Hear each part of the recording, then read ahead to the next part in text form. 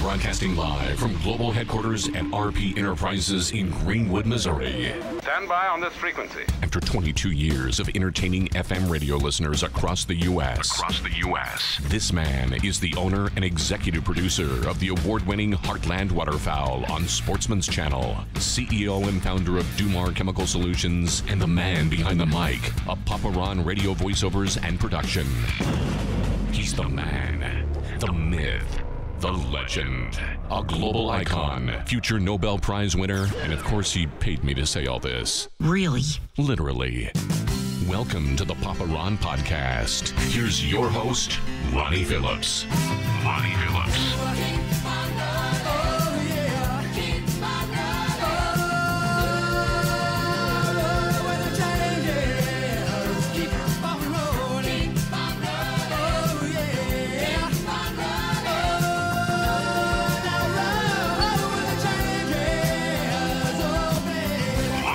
All right, welcome back. Episode 4 of the Papa Ron Podcast. Woo! Yeah. Man, I'm having so much fun doing this podcast. I really am. I can't say it enough. Thank you for all the feedback of support and encouragement. And if you would please spread the word about the show.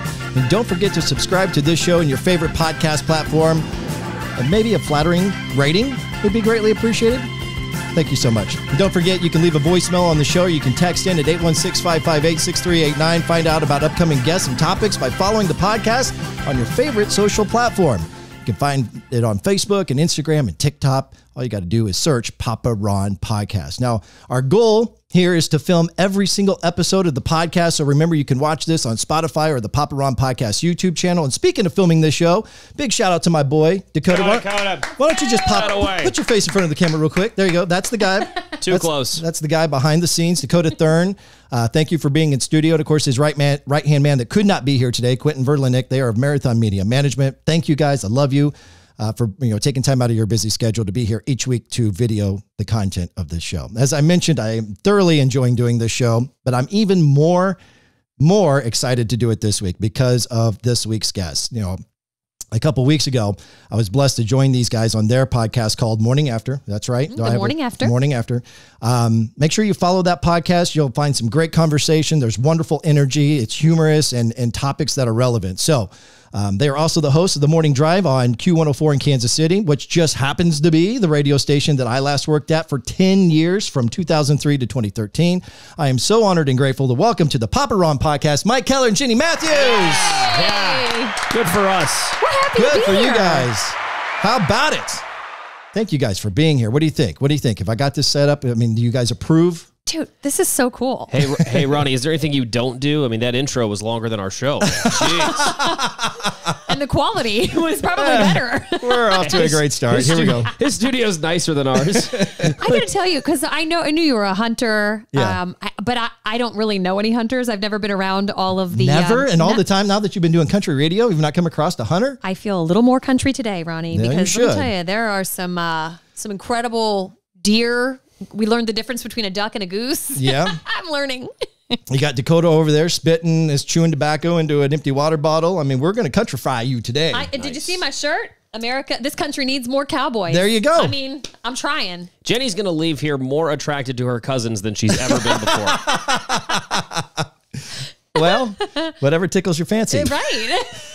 Try something new. Hey, later on in the show, we're going to break out the extended version of Ronnie's Radio Rewind. We're going to go back and listen to what we sounded like at some of the radio stations we worked at years ago. And we're probably going to be able to have some fun with poking fun at one another as well. And then later in the show, Jenny and I will revisit a conversation that we had on their podcast about a topic that is very important to us. Before we get started with all of that, I just want to say big congratulations. I'm going to do the sound effect again. Big congratulations to Mike and Jenny for their recent nomination. Yes. Tell me about that. Tell everybody who might be listening about what you guys were nominated and how they might be able to vote The Q104 Morning Drive is best radio show in Kansas City, or best morning show? Best morning talk show is Okay. what we're up for. The Kansas City Magazine, who know it, that they do this Best of KC in every single year. So it's Best of KC 2022. 4 nominees for Best Morning Talk Show. We are lucky enough to be one of them, thanks to all of you who wrote us in as a nomination to be one of the final 4. Also, Q104 up for Best Radio Station of the Year. And our newest afternoon talent, Lydia, is actually up for 2 awards for like Best Local DJ and Best Local Radio Show, I believe. There's like Morning Talk Show, and then there's Radio Show. She's up for best like afternoon show? No, she's up for Best Radio Show, Like, period. so that's like the entire like Right. great. Yeah, and then She's up for an award bigger than you guys. pretty much. Yeah. Wow. Yeah, she's, And she's never even done radio before. 25. Yeah. She's very pretty. Like she's So good for her. She's super talented. She's That's the awesome. best. But No, she is. She's beautiful on the outside, but I have to point out how beautiful she is on the inside. She's the real deal. I have not had a chance yet to meet her. I look forward to doing so, but I do follow her on Instagram, and she just seems a very genuine and authentic person. She is. She is. She- I love her so much. She sent an email out the other day because we had gotten a company-wide email about a potential like endorsement opportunity, and she made that. You all know the mistake. You hit the reply all instead of just, no. So she hits reply all, like, yes, I'm very interested. And then she realized she replied all. So then she replied all again on purpose and just wrote, hey, everyone. Hee hee. Yeah, that was the email. Oh, Yeah, she's God bless great. her. Yeah, she's great. So there's been some big changes at the almighty Q over recent years. Several staples to the radio station have left. Mm-hmm. Jenny then made the move from Mix 93 to Q104. Not only making that move from doing Top 40 radio, you also made the move to a completely different day part and doing mornings. All of this, all kind of like the station got like a whole new facelift over the recent years. Let's talk about that if you're comfortable with it. I'd like to kind of have you share the emotions during that time, because I'm guessing it was not only exciting for you guys, but I'm sure it came with some of the hurdles with just all the different transitions. And you guys were in the middle of working in a makeshift studio because you were getting ready to move the studio to a different location. So kind of talk about that, all the roller coasters of emotions. You have all these staples that were there for years, and then they left, and then some went to, another radio station across town, to just the excitement and some of the hurdles that came with that. The one thing is, and in Kansas City, people love it here and people don't want to leave here. Right. So this is a market unlike anything I've ever seen, to where the radio talent in this market has been here a really long time. People they don't leave. And I'm one of those people. I get it. I mean, I don't want to go anywhere.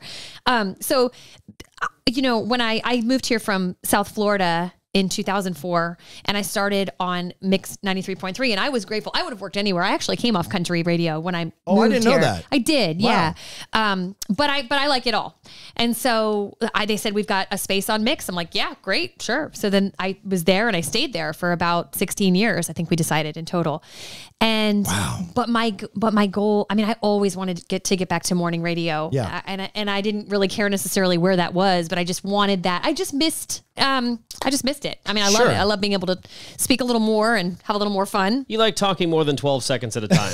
Yeah, I mean, that was great. Sure. And you know what? Honestly, my midday shift on Mix 93 was perfect for a very long time because, I was a new mom and then a mom again. So raising my 2 kids, my work schedule kind of flowed along with their school schedule. So for a long time, it just worked. It was more of a logistical thing. It just worked.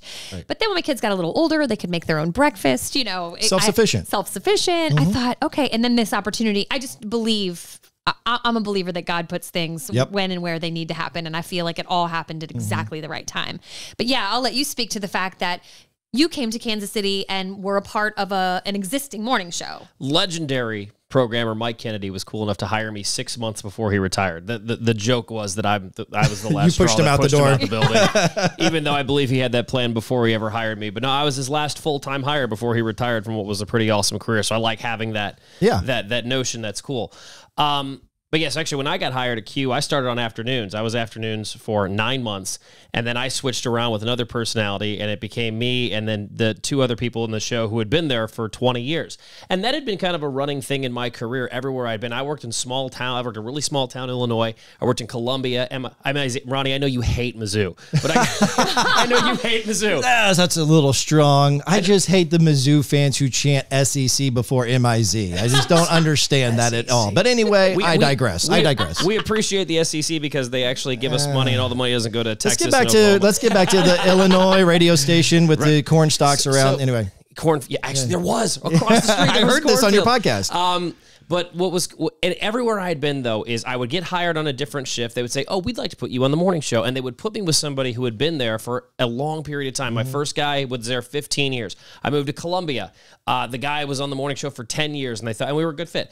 Moved to Kansas City. I'm with a team who had all been there for 20 years. And there's great experience that comes from that, but I never really got the opportunity to build my own show from scratch. Right. I had to focus, and I had to go with the existing segments, and I would get a little say like, okay, I think this is a little out of date. Let's put that in there. But ultimately, it was never my show.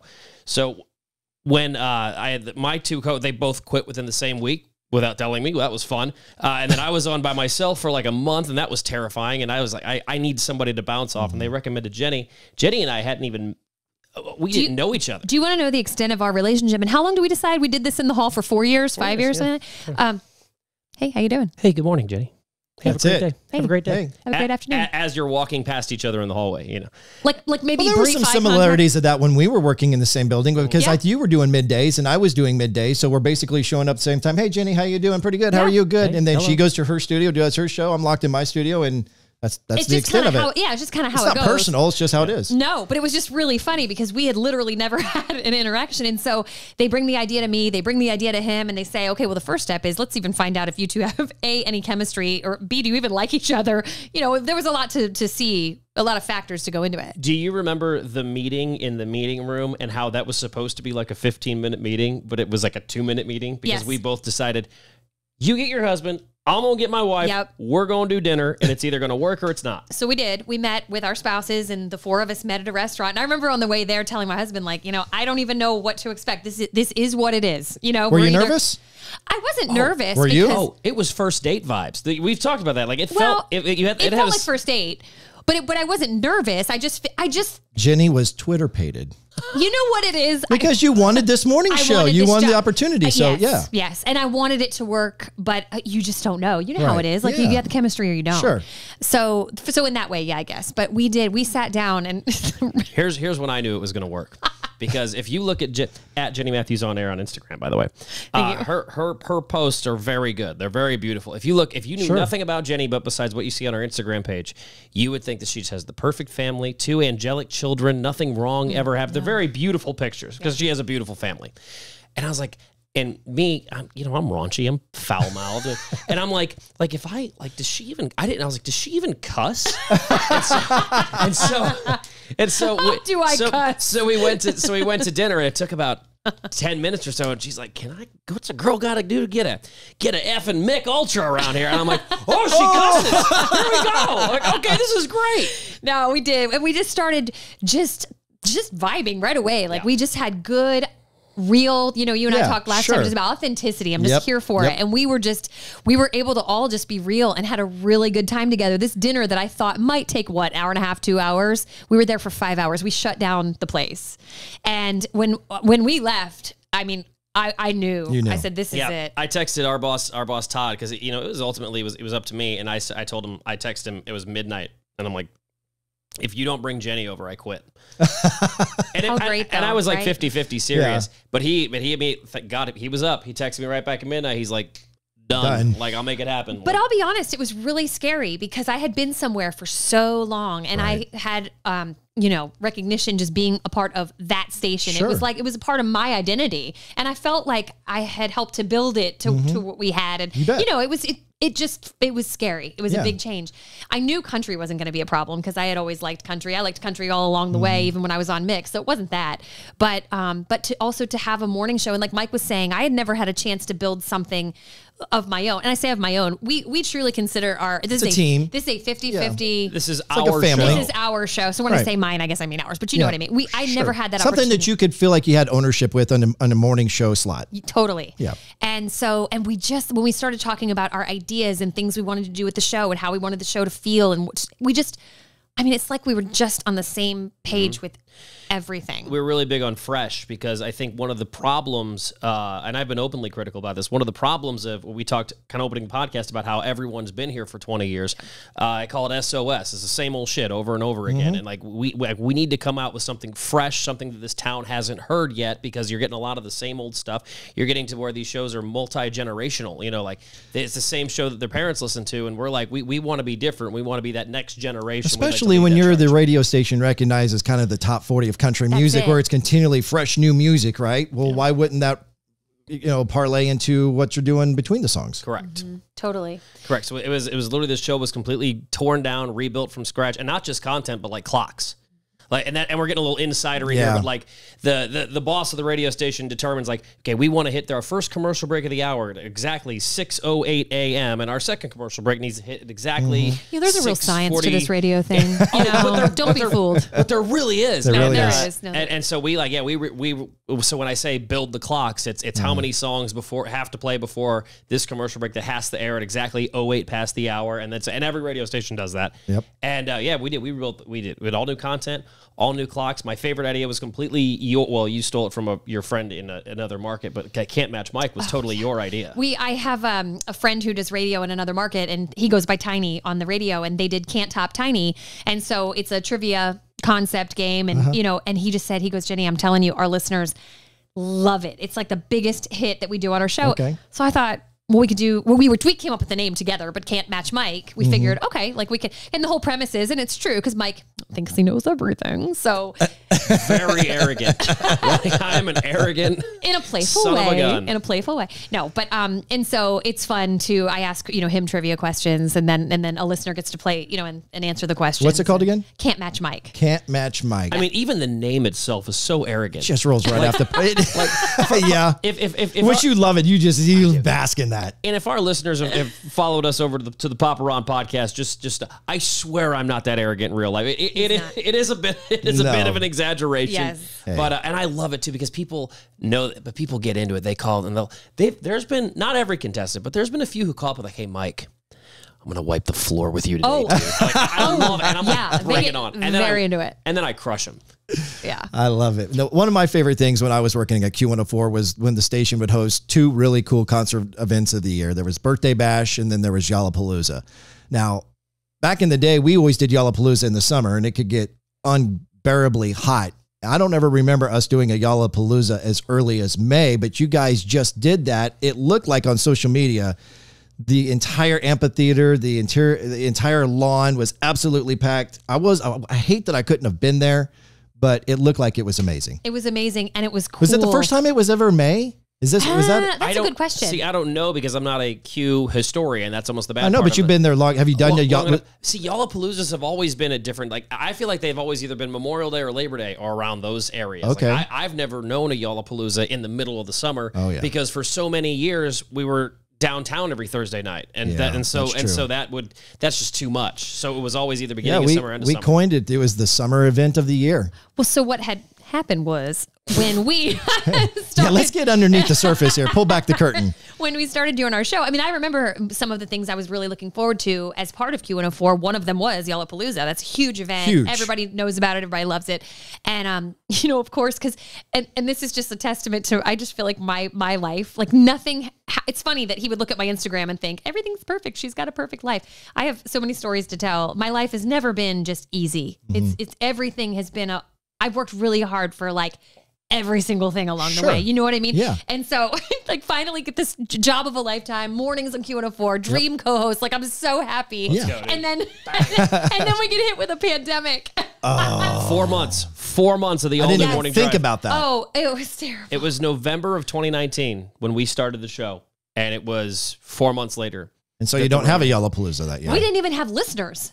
Think about it. The world shut down. Oh yeah, because when we started, of course, and this happens every time any radio station makes any change ever. But of course, when we start, everyone's, you know, the texts are coming in. Oh, this isn't the same. It's not the same. Yeah. And we were. You helped me be real, because that would kind of get me mad sometimes. Yeah. And but you did a really good job, Jenny, of helping me realize that it was just like, it's okay. They got like, nobody likes change. I don't like change, so like that makes sense that you wouldn't like. I loathe change, so I totally get that. Yes. And she's like, we just got to do us, and you'll see. And people who don't like it will leave, and new people who may not have listened before will arrive. And sure enough, that's what's happened. Now it's been 2.5 years. Because back to what again we talked about before when we were with you, Ronnie, is just authenticity. And I truly believe no matter what you're doing in life, if you do it from the heart and the soul, and it's a passion and it's true, and it's that you can't go wrong. Yeah. I just feel like Dakota and I talk about that all the time. You can't. No. It's just meant to be in that way. So you don't have Yallapalooza then in 2020. Do you have one in 2021, or is the pandemic still? So this is the first Yallapalooza in like 2 to 3 years. Yes. 3 years. Wow. Is that not insane? And honestly, you got to think that. And by the way, we didn't even have concerts or events or anything. I mean, nothing. And by the way, the first Yallapalooza that we were supposed to be able to go up on stage and introduce ourselves in front of everybody, Morgan Wallen. It was supposed to be Morgan Wallen. Who got canceled twice, once because of COVID and once because of words that us as white people cannot say. Oh, yeah. But how wild. I mean, it's just like there was just block after block after barrier after barrier. I mean, we just felt like, but the cool thing about it is that we got a heck of a lot of practice in that time. I was just going to say, I mean, it was kind of a blessing in disguise. Yep. It was. We really got to fine tune the show. And back to November of 19 real quick, because I love sharing this story, but November of 19, literally my entire life changed. Not only did Jenny and I start together, but at that point, we had been in the new studios. The new studios were 2 weeks old, something like that. And I bought a house. Yep. Oh, yeah. I moved from an apartment into a house all within 2 weeks. New show, new studio, new house. It was a whole new life. And then 4 months later, whatever. It's so crazy. What a time. Sorry, I just wanted to share that. No, I think it's great. It's fascinating. It's cool to do a podcast where I don't have to do much of the talking. I just let you guys do all the work. I just love there's no time constraints. I'm like, we can just sit here all day. Yeah, heck yeah. Do we need to play a song? I know, right? I mean, we can. Birthday bash. Is there any plans for that? That's always been a staple of the radio station. I think that we've always celebrated the existence of Q104 in around the month of February. Is that something, and you can be honest if you don't know, but I mean, is that something that you see maybe coming back in the near future? There are plans that Okay. I cannot tell you about. Okay. Q104, country Q104, back when it started Young Country in 1993, which means 2023 is the 30-year birthday. I'm picking up what you're throwing down, and I like how it smells. Kansas City's new hit country, Q104, turning 30 this year. We plan on celebrating appropriately. We cannot yet tell you how. See, now you just made me feel old, because when I arrived to Q104, the very first show that we did, and I'm talking, this was like a week after I arrived, we were celebrating Q104's 10th anniversary. Oh my gosh. No, but doesn't life just go so ridiculously fast? Honestly, the fact that we've been doing a show together for 3 years is crazy. I feel like whatever, I'm almost, but you know what I mean? I feel like that we just started. It still feels good. And it still feels like, I still feel like we still have a lot to prove. I do too, but I'll tell you, like, I say it all the time, but like really, he's become my best friend. I mean, we are truly the best of friends. And I think that's why it works. She texted me this morning. I know I did. She texted me this morning at 4:45 a.m. And Jenny jokes. She says, "You're like my best girlfriend." And I'm like, "Thank you." Like, I feel well, because we talk about all the things. You know what I mean? Yeah. So she texted me this morning, 4:45. She goes, "Hey, girl." And then you know what she asks? What are you wearing? What are you wearing for Ronnie's podcast today? I did. Because see, like girl to girl, we would totally ask each other that question. It's what women do. And your reply was? T-shirt, jeans, dudes. Okay. Shout out Hey Dude Shoes, by the way. There you go. I think I got an emoji on there too. You gave me an emoji, I think. You didn't? I think you did. Not at 4:45 in the morning. I think you did. Now I'm going to go back and... Are you good on your time? Because we still got some things we need to discuss, and we're coming up on 20 minutes from where we thought you were going to need to leave. So coming up, as we promised, we're going to have some fun with Ronnie's Radio Rewind. Also, we're going to revisit a deep conversation the three of us had on their podcast a couple weeks ago. But coming up next, I want to ask Mike and Jenny about the state of country music and how it's evolving. The sound is evolving and has gained a lot of new listeners, but has also pushed away some longtime country music fans. That's all coming up next on the all-new Papa Ron Podcast. The Papa Ron podcast is brought to you by the award-winning Heartland Waterfowl, airing now on Sportsman's Channel. Check heartlandwaterfowl.com for air times. The all-new Season 9 debuts in July on Sportsman's Channel. And don't forget about the new original series on the Heartland Waterfowl YouTube channel. Check it out and don't doubt the scout. Now, back to the Papa Ron podcast. Here's Ronnie Phillips.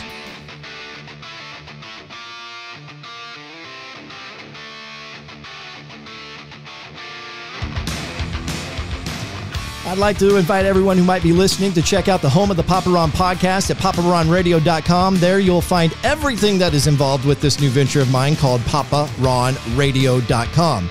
See, it's more than just a podcast. In this studio right here, and you might be watching on YouTube or Spotify, I'm doing voiceover work for a variety of needs, also doing some commercial production, imaging, copywriting, offering MC services, and radio station voice tracking, which... and I haven't even discussed this with you guys. There's an announcement coming in the very near future about yours truly hosting the all-new Papa Ron radio show on a country radio station somewhere in Missouri. Okay. Yeah, hang on. There it is. All right. We're going to find out more about that in the near future. I can't say much more than that, but it's on the way at paparonradio.com. All right. What town? We're going to talk about that later. You can find more on the way at paparonradio.com. Mike and Jenny from the Q104 Morning Drive in Kansas City. One of the most popular things that I heard, and it's natural because Q104 is the top 40 of country music. It's new country, and it seems like every decade the music continues to evolve. And so you get that one listener who calls up, he's pissed off and says, "This ain't country music." That's exactly what he sounds like, too. Yeah, exactly. I got a little bit of hick in that voice. But there's never been any signs necessarily that country music is dying. Concert venues are always still packed. There's people who still enjoy the new sound of country music.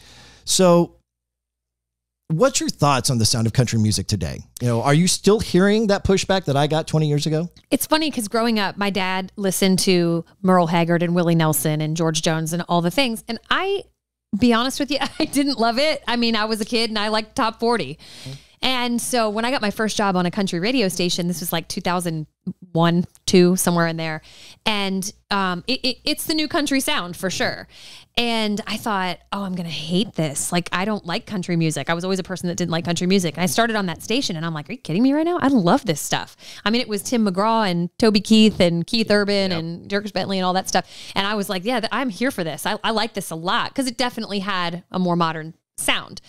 And so fast forward to being on Q104 now and the music that we play, I just think it keeps getting better. I mean, I'm here for it. I like it, but I understand why my dad is a perfect example. He can't stand the music we play. So I get it. Everybody enjoys what they grew up with more than anything else.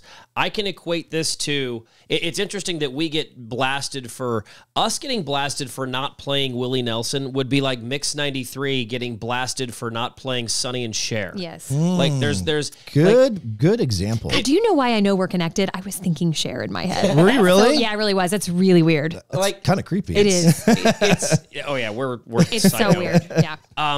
Or I can take it outside of music. Okay, like my embarrassing admission, I love me some pro wrestling. Love it. Okay. But I grew up watching Stone Cold Steve Austin and The Rock. Oh, yeah.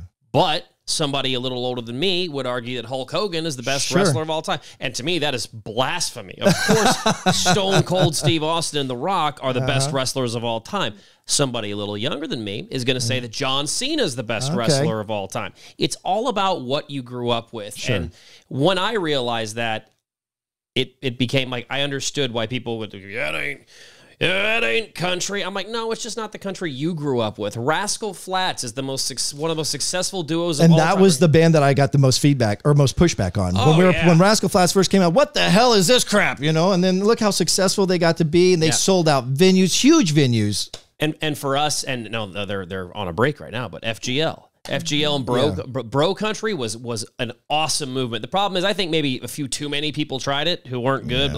man, FGL just put out some heaters, and you can not like them all you want, but when you're selling out the T-Mobile Center in 30 minutes, that's successful and that's popular. Whether you agree with it or not, we're not going to stop. And look, here's the deal: if you don't like it, don't listen. If you don't like it, don't go to the concert. Yeah, I mean, it's no one's making you. No, and I think there's a time and a place for everything. Why can't all of it exist? You know, I mean, we all have different tastes, and we're all different. And we've had great conversations with our boss about how we feel, and I think Nashville's starting to realize it too, that it's almost gone. It has gone a little too far pop. Like, and so we need to, because there needs to be a balance there. You need to have a little something for everybody, which is why you're seeing artists like, in the last 5 years, you're seeing artists like Chris Stapleton, Cody Johnson starting to really pick up more steam now and get more radio love, because there needs to be a little mix. There needs to be the right combination of some of the poppier stuff, the Luke, everything from Luke Bryan to Luke Combs, right? Luke Combs is a great example. Yeah, two completely different sounds, but I'm here for going from a Luke Bryan song into a Luke Bryan song, or into a Luke Combs song, because it's all country. It's just two different kinds of country. That's right. And see, now I'm thinking about like hip hop too. What I think that 90s hip hop is way better than the stuff they're putting out today. Right, Dakota? I've been trying to tell you this. Another thing is when I noticed a lot of people would say, you don't play nearly enough female country stars. And I hadn't really ever thought about it. I just think, you play the good music. It doesn't really matter who sings it. Yeah. And then I really we talk about that a lot. I think if you put out a great song, I don't really care if you're male or female, just if it's a great song. But, there was a time where there just more males had, just a better variety of songs to play at that particular time. I don't know. Like you said, listen to it if you like it. Don't listen to it if you don't. There was an old, and this is completely off script. I didn't expect to have this conversation, but as you said that, I remember back in the 1998, 97. So I'm working country music. This is like Manhattan, Kansas, doing nights, and the programmer was adamant. And it wasn't just him. I mean, this happened for the next few years in a few other radio stations that I went to after that. It was like a staple rule of the station that you don't play two women artists back to back, because they sounded so similar to one another. Do you guys run into that today? That I don't know if that's still a rule. I think it is. And I realize if somebody's listening right now and they just heard you say that. Yeah, they're what the hell kind of sexism is this? You say, wow, how offensive. And I understand why you would react that way. Yeah. But the question that then needs to be asked is, well, why? Why is that a rule? Yeah. When I tell you it wasn't just a bunch of old guys at the table saying, well, we're not going to play two women in a row. Yeah. No, it's because their research has shown, and they put so much research into radio and songs and what songs play where, and the research has shown that when you play back-to-back females, like they lose ratings every single time. And I think you could also say too, as far as sounding so similar, I mean, what if you played a Dan and Shay back to a Rascal Flatts? It's the same sound, identical. Sometimes I have to even check myself and say, is that Dan and Shay or is that Rascal Flatts? You know what I mean? So I think that goes either way as far as it just has to sound different. Is that discussed though? Like, do you guys talk about that when you're going? I mean, I know you have somebody generating your music log before you go into the studio, but you do, as the morning show, have the ability to move some stuff around. And we do. So do you see that, Mike? Because I know you typically run the board. When you see like two women back to back or a Rascal Flatts up against a Dan and Shay, are you saying, let's kind of...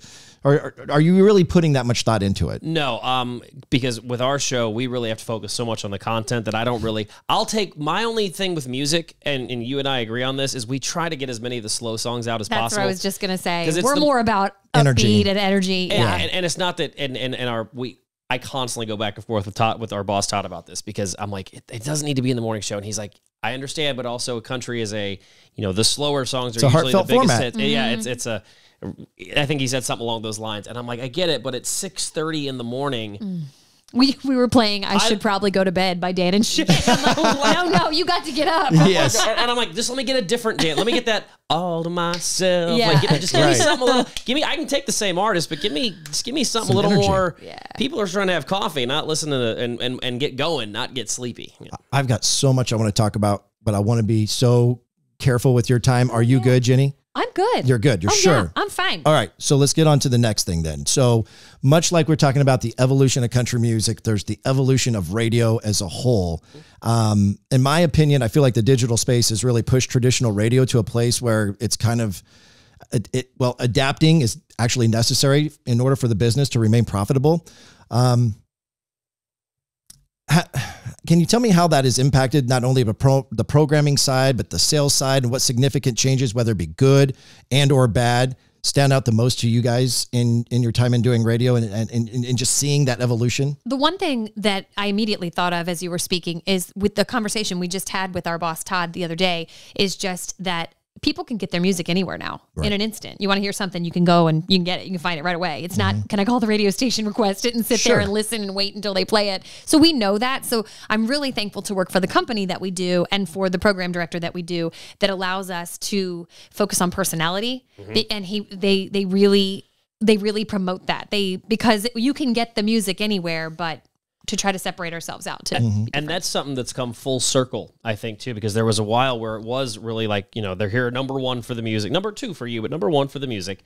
And I feel like that has now kind of gone back the other way because of how many places you can get music now. And now they really are pushing us. And another thing, here's a big difference that I'll tell you about. I bet you had this rule when you probably worked at Q104. When you cracked open the microphone, the first words out of your mouth had to be Q104. Yeah, it was Young Country Q104. Kansas City's number one country music station. Not anymore. Don't you dare do that anymore, because now people's attention span are so short and they have so many avenues of entertainment that I don't want to get into like diaries versus PPMs, but the way they measure ratings is different now, to the point where the new way they do it, you don't have to do that anymore because it doesn't matter. And so the first thing out of your mouth better be something attention grabbing. Jenny said what last night? Is Mike going to get am I going to get fired for this? You need to say something. That first sentence has to be something that's immediately attention grabbing. Otherwise, you're more at risk of people changing the station.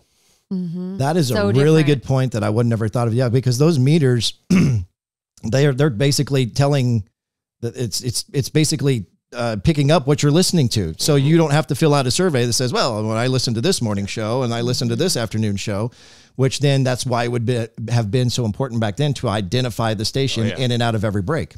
Totally. Wow. Yeah. The station. So 10 years I've been out of, is that right? 10 years? Yeah. 10 years now that I've been out of radio, and I just now thought of that. It's totally different. And look, I have a deep appreciation as just a longtime radio goober. I mean, I was listening to Casey Kasem when I was a kid and having my own countdown in my bedroom with my microphone. Like, I was this radio nerd from a very young age. Yeah. So I have an appreciation for for that radio sound. I don't even know how to describe, like the old school radio. Traditional radio. I have a total appreciation for it. But it's funny because like we were just talking about Lydia, our afternoon gal who has never been in radio before, that wouldn't have been a thing a few years ago. You had to have that experience and that market experience. This is a large market radio. Like you have to have quite a resume built up. But I think what she is delivering is so authentic and so real, and she's figuring it out as she goes. And there's something about that. Our people love her. I mean, because she just talks like everybody else does. She's not a radio personality. And it's not like she's unknown. She's been on, totally. She's done the sports work. I knew her from my time with the Kansas City Mavericks hockey team, because she would do the on-air stuff or the on-TV, on-screen stuff there. She did on-screen stuff with the Royals. She works with the KC Current now 100%. As well. Like, so people know her from the community. Anybody who's ever been to a sporting event has probably seen LT, that big old red head of hair, just doing her thing. And but she's what I guess my point, just no disrespect to her resume. She's got quite a resume, but just she's not a technical radio goober like the rest of us. Back in the day, in order to get to Kansas City or St. Louis or any large market, you had to work up the ranks, right? Yes. You had to put in your time. You weren't even considered. You had to put in your time. She, fortunately, didn't have to do that, but it's a completely different era. And I think where this ultimately comes down to is what's the substance? What is the substance? It's like all these people who are doing TikToks or YouTubes or stuff, like what's their background? Did they get a degree in social media? Did they get a degree in radio or television? No, but they figured out how to be authentic enough to where their content resonates with those who see their content. Look at TV. Reality TV became the way. I think that's kind of cool, actually, about our society, that we've gotten to be where I think people want real. Isn't it crazy that like the number one thing kids want to do when they grow up? Like, what do you want to be when you grow up? YouTuber star. I know my daughter's already started that, and I'm like, does she watch any regular TV? Because my kids don't. It's only YouTube or something on. Actually, my entire house doesn't watch TV except for me. You guys saw the sports book that I put together, and that's mainly for watching sports. Yeah. Yeah. wild. Sports is the only thing keeping regular television alive. It has to be. Yeah. I mean, is reality TV still doing well? Court TV. All right. Oh. No. I mean, hi. No. Okay. So go to break. I know. Don't get her I started. have to. I want this to be quick, but I've seen on social media, and you know, Jenny, I love you to death, I but know. you're infatuated with this Johnny Depp thing, aren't you? I'm obsessed with it.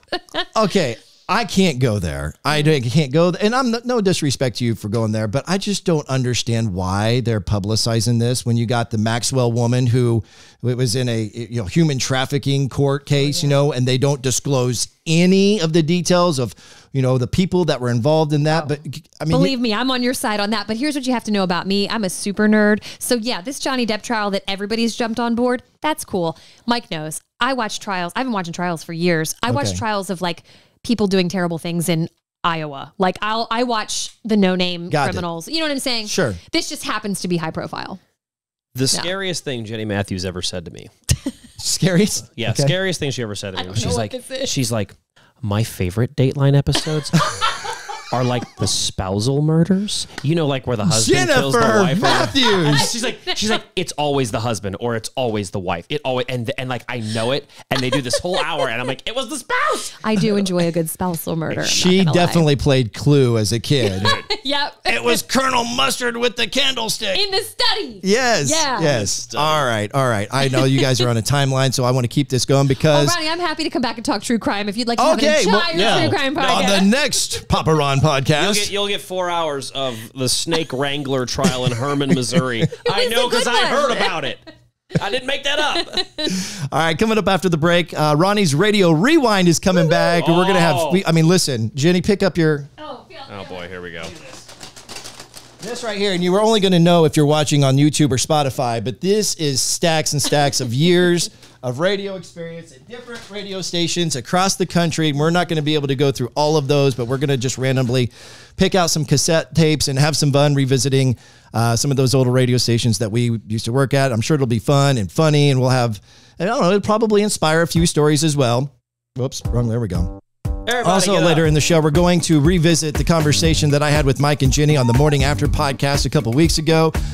We sort of accidentally got into a deep conversation about some life experiences that actually altered our life and how it had inspired us to be vulnerable, open up, and all of that in effort to normalize the topic and help others. So hang tight. All that's coming up on the Papa Ron podcast. The Papa Ron Podcast is brought to you by Dumar Solutions. Dumar Solutions, offering affordable chemical and PPE solutions for any industry. Automotive, industrial, manufacturing, concrete, and asphalt construction. Also offering kitchen cleaners, corrosion control, and specialty coatings. Detergents, cleaners and degreasers, laundry care, floor care, odor control, personal hygiene, and much more. Do more with Dumar. Inquire with any of your needs at DumarSolutions.com. That's DOMARE Solutions.com. Now, back to the Papa Ron Podcast.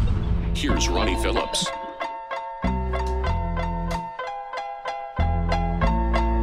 All right, coming up next week on the show, talking sports is long overdue on this podcast, and we're going to discuss college and professional football with my longtime friend and former wide receiver of the Kansas City Chiefs, Mark Boerichter. Wow. Nice. That's right. Wow.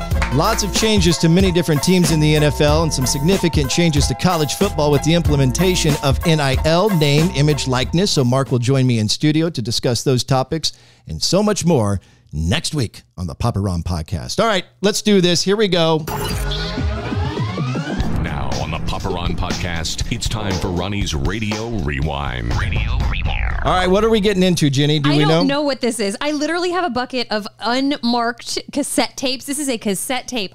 It's not marked. We don't know. It's one of what? It's one of 2 or 3 different radio stations. I was on 1, 2, 3 prior to Mix. Okay. I have no idea. What this is. All right, we're just gonna we're not even at the beginning of this cassette. I have no idea what I'm getting into. I don't either. It may not even be an air check. It might have been. It could be a blank tape for all we know. It could be. All right, we're gonna hit play and see what happens. Oh God. Here, I showed my girlfriend. I don't care. That makes a difference. Clint, Like I said, when my wife had it done, she had to show a few people too. I had to show all my girlfriends. Yeah, well, Clint, I didn't specify girlfriends or boyfriends, did I? I just said she'd be flashing. That guy has a great voice. $5 is That's Murphy in the rightfully morning. mine. I tend to collect on I this one, Clint. misinterpreted. I thought you meant flash guys. Yeah, I okay. don't. I flash. Well, misinterpret doesn't count in something like All this. right, so whatever. cough up the cash. Yeah. By the way, Clinton, how are your wives?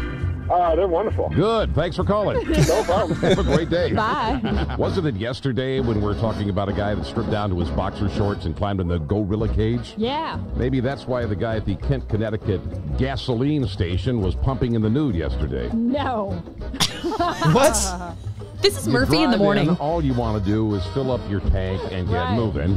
And there stands John Presty next to his SUV with his hose in his hand, completely So naked. He told police, quote, "I thought it was a good thing to do considering the warm weather." Oh, yeah. It's always a good thing to walk around nude.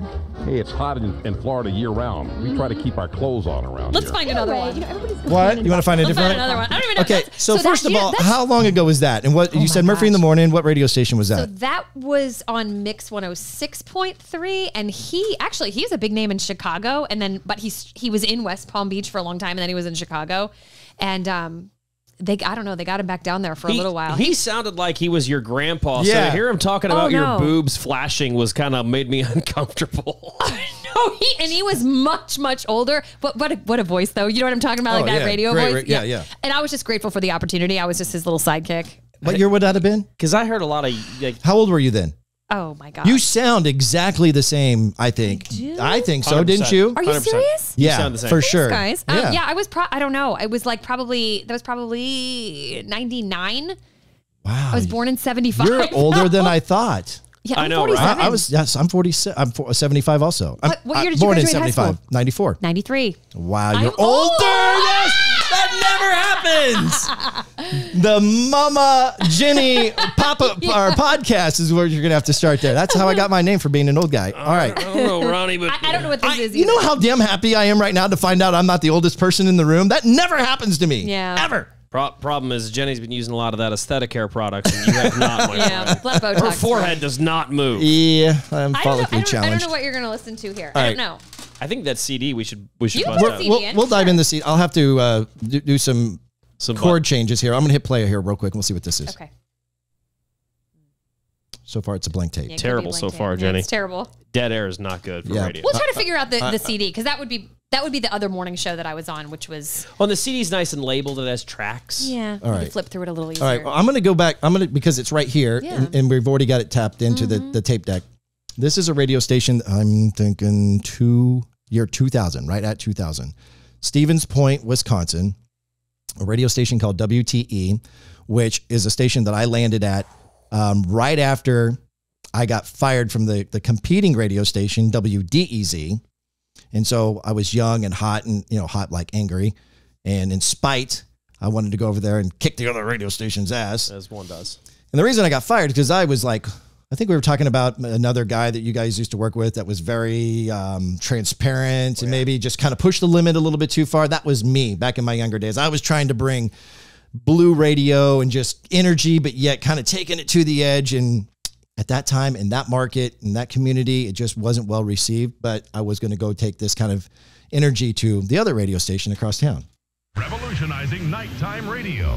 Ronnie Phillips with the all-night party on today's club. Today's best country. WYTE is plugged in to the best new country. That's right. Today's best country. You've got it right here. This is a brand new one. Check it out. Oh, Trace Adkins back in the country music scene. It's a new one called Don't Lie. From today's best country, Y96.7 WYTE. Let's go. Okay, there's a feature coming up though that is. Today's best country, Y90. Wow. I was a screamer. I was such a screamer and a puker. She thinks my tractor is sexy. That's Kenny Chesney. Yeah, that would have been around 2000. Night party. It's going on all the way up until midnight tonight. We're all having ourselves a good time. That's what I'm talking about. Radio Road Rage is on the air. Hang on. We got our winner coming up just a little bit after Mary Chapin Carpenter. Oh, let's go. Oh, I bitch slapped those posts, baby. That's a good good. post. 96.7 WYTE. Mary Chapin Carpenter's called down. It's Twist and Shout. Ronnie Phillips and the all-night party. Woo! Who's such a screamer? 967 WYTE What? or There's some 342 ladies in there with WYTE. you? Oh, for sure. I'm single. It's absolutely free for you. Pound 967. Radio Road Rage.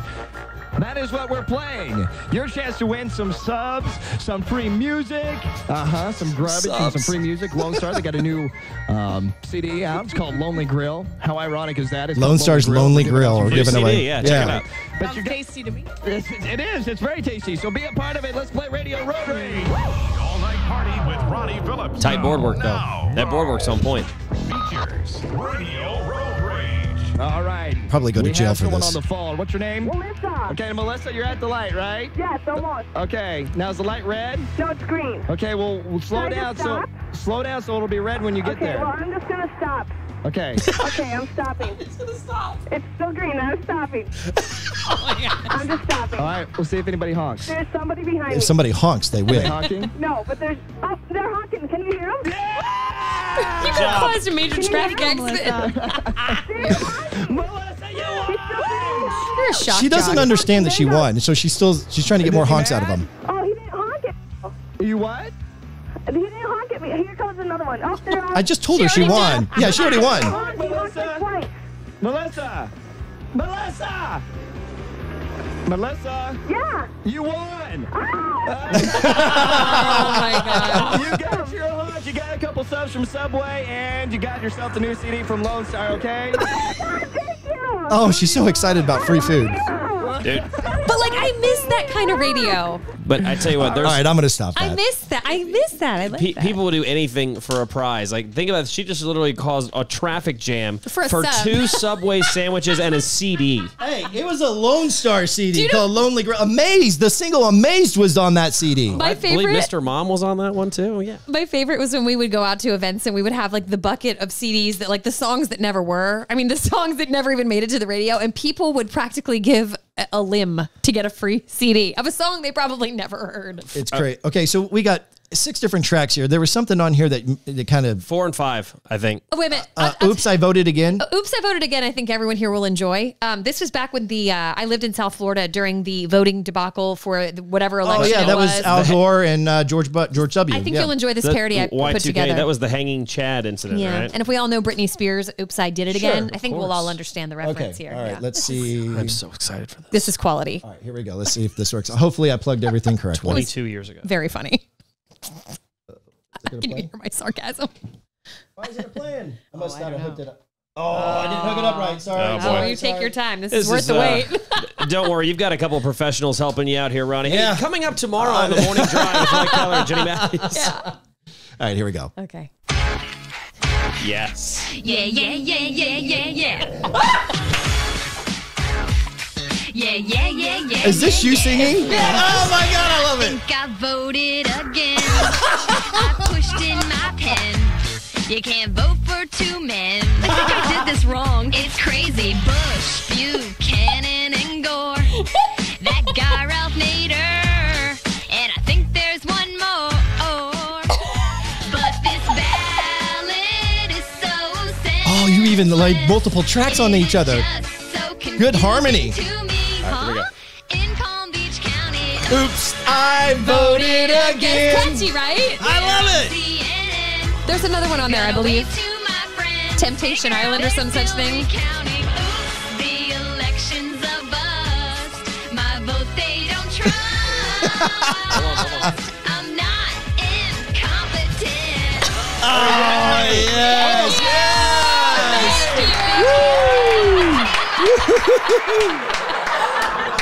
Oh my gosh, that was great. Listen, if this does not make the Q104 morning drive, You wanna hit- okay. that is classic radio, Jenny. The other one, Temptation. Okay, Do you track remember 5. the show? It was like Temptation Island. Do you remember that? It was Tempt- like some sure. reality show. Yeah. But this Play one's a called little bit of that one too. Okay, so this Temptation is Trailer Park, I think we called it. That's right. That's Yeah. right. All right, here we go. Okay. That was excellent, by the way. Thank you. That's so creative, honestly. Like, I that really was- appreciate that. That was really creative. Thank you. Here we go. Hilarious. Okay. I think.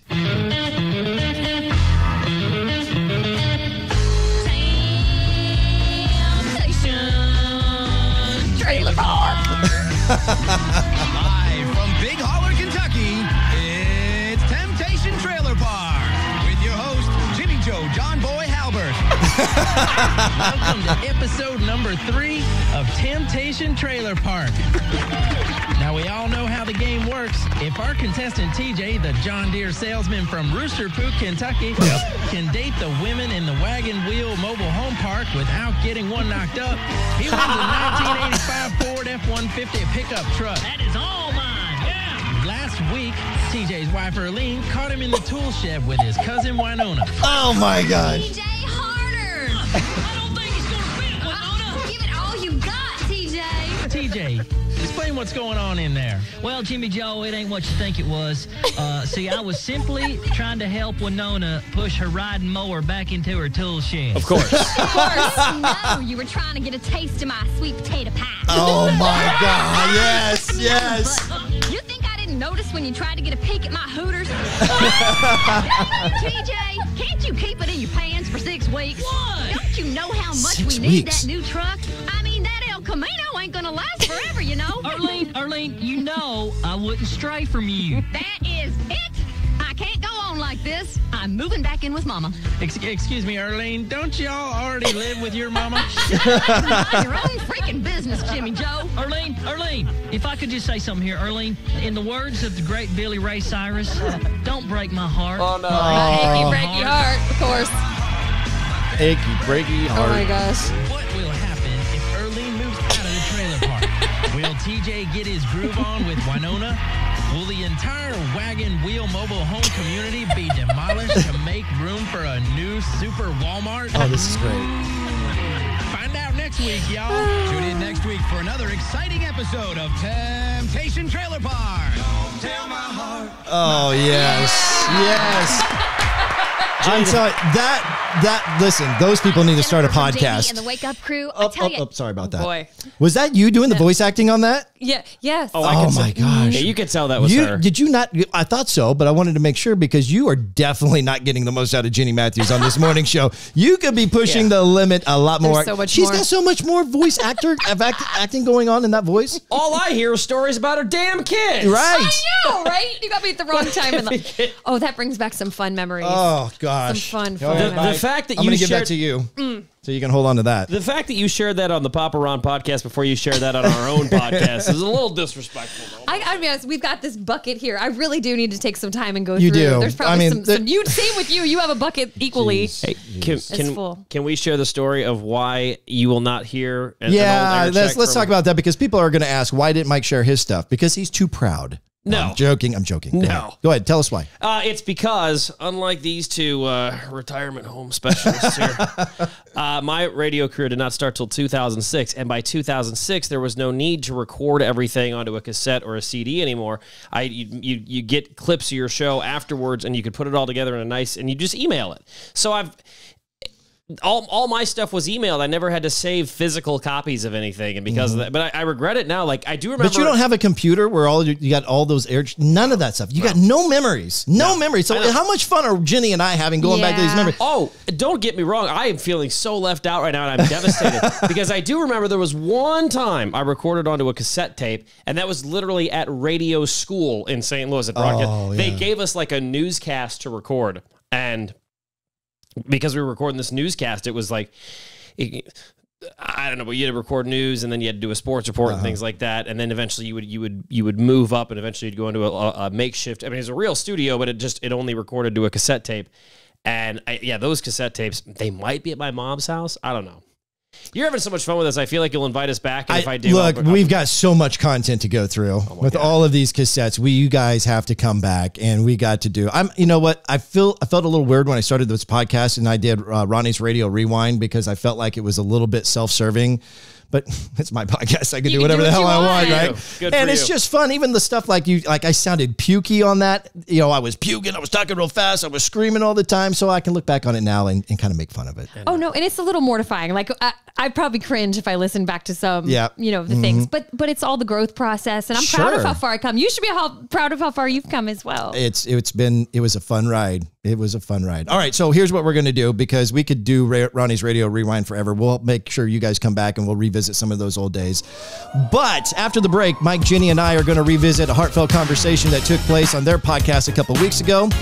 Mental health is an important topic in today's society and just as important to Jenny and I after experiencing some difficult, dark times.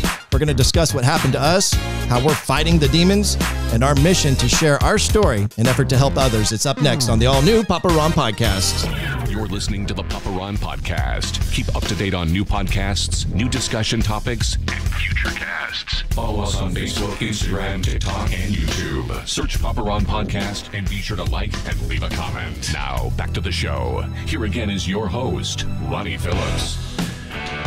Yeah! The Heartland premiere is coming up at Stony Creek Hotel and Conference Center Saturday, June 4th. The first 200 people in the door are going to receive a 20-ounce laser-engraved Heartland Premier Yeti travel mug. Wow. And the first 500 people in the door will have a chance to win a $250 gift card to Bass Pro Shops in Independence.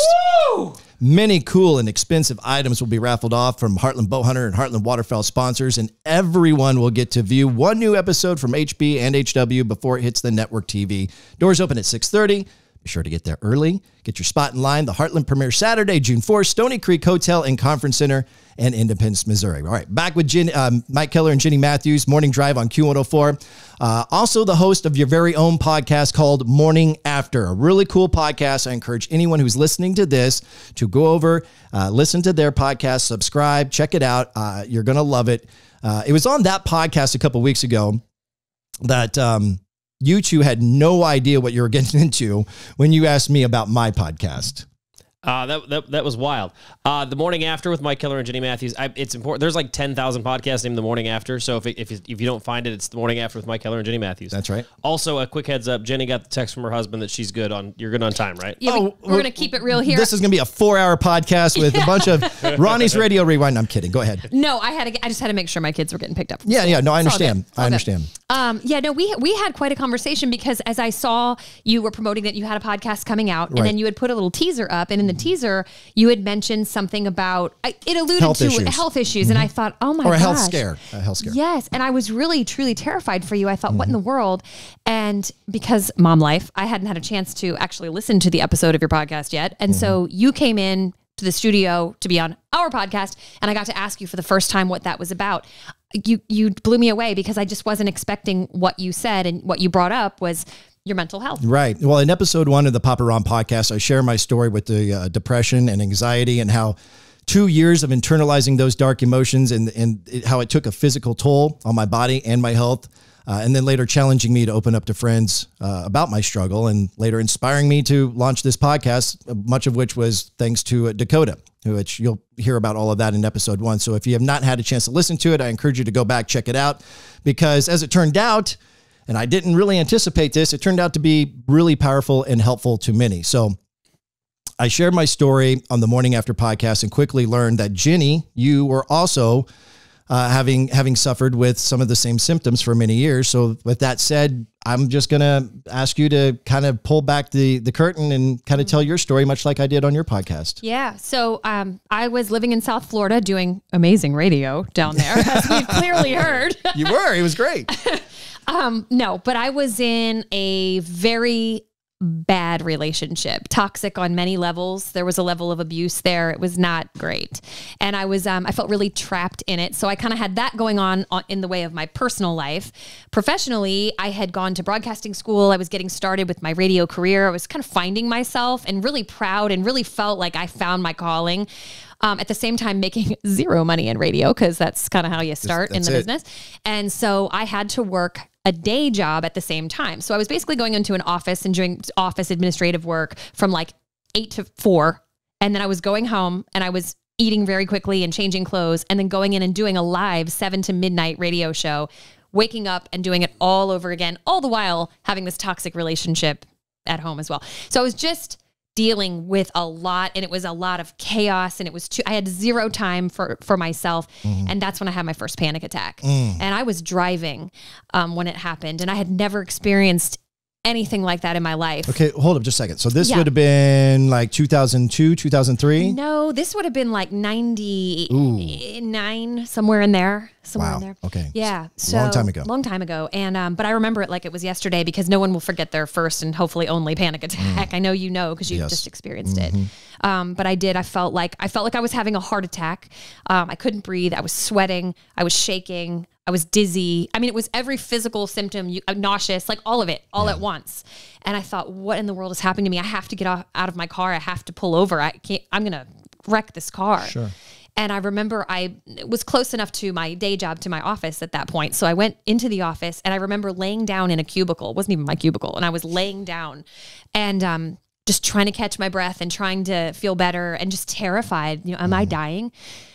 Long story short, I went to a doctor multiple times. I mean, I went to the emergency room, I went to this doctor. I mean, I was just sure that I was dying because after that panic attack, I kept having them and I kept feeling terrible every day. Sure. He was amazing. He put me through every heart test under the sun. How old are you at this time? Gosh, so you said 99, young 20s, right? yeah. Okay. Yeah, I mean 24 if I'm doing the math. Yeah, right. I was young.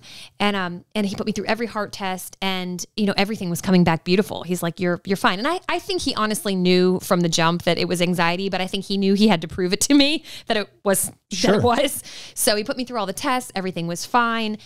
He did treat me at that time with Xanax, which I hate that drug gets a bad name because the fact of the matter is people with anxiety, it's a rescue drug and it does help tremendously. So I remember I sat and stared at it for days and I was like, I'm not taking that. There is no way I'm taking it. I had anxiety over taking the anxiety medication. I mean, it was terrible. Yeah. And then I remember the day I finally took like a half of one of the pills and immediately it did its job. It calmed my insides. And I was like, oh, this is what it reminded me how to breathe again. It reminded me what it was like to not have heart palpitations. And, I barely had You're to still in the take it. relationship at that time? Still in the relationship at that time, but knowing like, you know yourself and you know your gut doesn't lie to you. And I knew something had to give. I couldn't work all this much. It was just too much.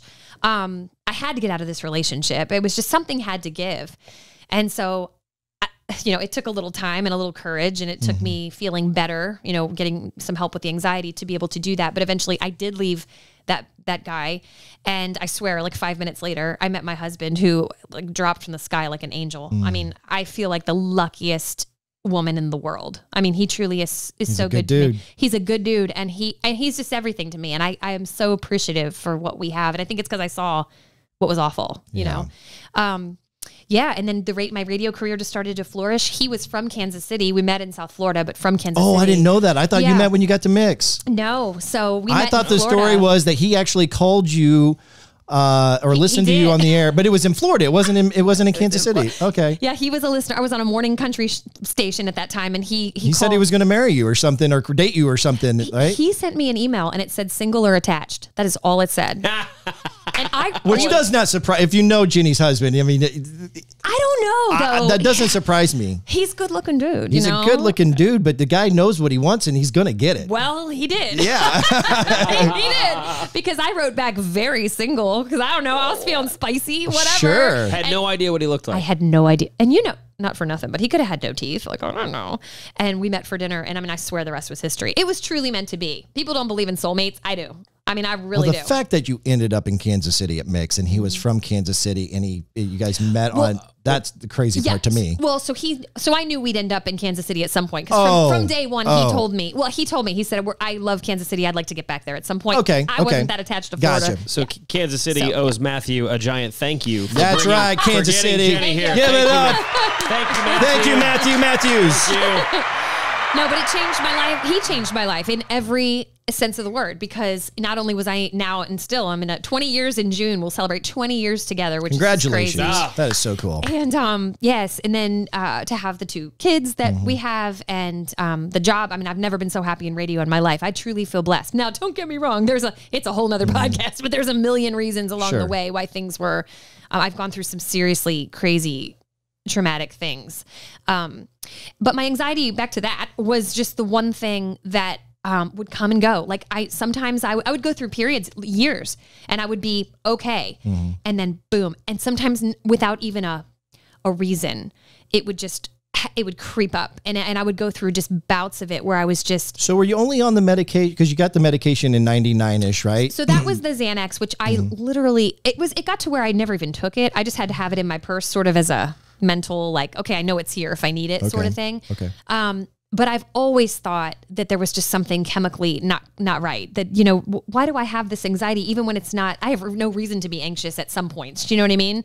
And so after years and years of struggling with whether to take something or not, and Mike's been a part of this journey with me. Yep. This past fall, I was at a low with my anxiety. And now I know too, it was depression. I don't think I wanted to admit that I had depression, because I think when people talk about depression, you see someone that can't get out of bed, with the dark circles and just, we all have kind of that image of what. There's a stigma. It could be a variety of different things, but totally. And you're right. There's a stigma. And I thought, well, that's not me, and then I thought, I'm happy, and I am happy, but you can also be, quote, happy and have depression and have anxiety. Anyway, so I hit kind of a low with it, and I thought, I need to do something. I can't live like this anymore. Went to my doctor, ended up getting a prescription for Prozac, which I happily take every day, 20 milligrams. It has absolutely changed my life. And Mike knows this because he was with me through the whole process. My favorite story is I've flown with you twice. And the first time you were not on Prozac, and the second time you were. And like when I tell you I got these nail marks in my arm from just flying to Nashville, the landing process. But then we flew to Vegas months later when she was on the Prozac, and she slept throughout the entire state of Utah. I'm like, wow, what a difference. I feel like a different person. And I know medication's not for everybody. I'm not a person that's out here just promoting taking medication. But I will say that you got to figure out the underlying factors. You've got to do the internal work and figure out the trigger and try to figure, get all that stuff figured out. Yeah. But I do believe, for me, with everything in me, that there's a chemical imbalance that this drug is able to level out for me to make me feel right all the time. So for me, it was Did you have any issues with internalizing? Oh, yeah. I mean, I had a really a traumatic childhood in a lot of ways. My parents were divorced when I was young. And I mean, there was just a lot. They hated each other. They were terrible to each other. And I don't know. I mean, I'm telling you, I could be here all day. Sure. No, I understand. I guess where I'm going with this is that while I know that you are Prozac Jenny, you wear that proudly, and I got on a medication as well. But the thing that saved me, I feel like, when I got over the shame and the guilt and the fear of actually opening up and talking about it. I just felt like if I tell anybody about this, and if this gets to be public, my life is destroyed. I will be looked like as a nutcase. I'll be looked like as a phony. No one will ever take me seriously. I'll never be able to sell anything to anybody again because they don't want to be associated to this nut job. I that totally was all get that. these crazy emotions. But the thing, and naturally that was the worst way to think, but it wasn't until I got over the fear of talking about it, and I opened it up to Dakota and Matthew Blades and a few others, my next door neighbors, us, and you guys. Absolutely. Like, this podcast is was to challenge me to be more open in hopes to get me, it's like medicine for me to feel comfortable talking about it. And then if it helps somebody else along the way, then great. So my question again, not to make this about me, but how long did you battle with the internalizing? Because that is ultimately what drove me to the panic attacks and the itching attacks and the fatigue and the irritability and the sadness and the thoughts of suicide. Yeah, no, I get all that. When I had that first panic attack when I was driving years and years ago, it was super scary because I didn't know. Now anxiety is a word that we use pretty freely in our society. You hear it a lot. Nobody talked about that. I didn't really know what that was. To me, anxiety was like, oh, I'm going to take a test. I'm a little nervous about taking the test. Right. I'm a little anxious. No. I just had no idea there's so much more to it. Mental illness, like when you just say mental illness, I mean, I didn't want to be in that category. Yeah. I think, and I know what you're saying, you don't want to tell anybody. Yeah. I would say within the last few years, I just started opening up to more and more people about it. I started opening up after I went through an infertility struggle about that, because that was another thing. Like, I never heard people talking about that, and I felt so alone in that struggle. So I think in general, I know I'm an oversharer. I mean, Mike's shaking his head. No, I mean, but I think people like it. I like it because I feel less alone. Yeah. Other people like it because they feel less alone. When I started sharing about my whole Prozac journey and just my mental health journey, I can't tell you. I'm sure you're experiencing it. The people that are reaching out, coming from the woodwork, reaching out, just saying, you have no idea, you do not know me, but you have to know that you have helped me. And that's what I believe, that's what life is all about. Yeah. That was, you're with 100% spot on with that. It blew me away, the amount of feedback that I got on that. And I wasn't anticipating that. I don't want to leave Mike out on this because you did bring up infertility. You haven't had to deal, Mike, you haven't had to deal with the depression side. Thankfully, I hope that you never do.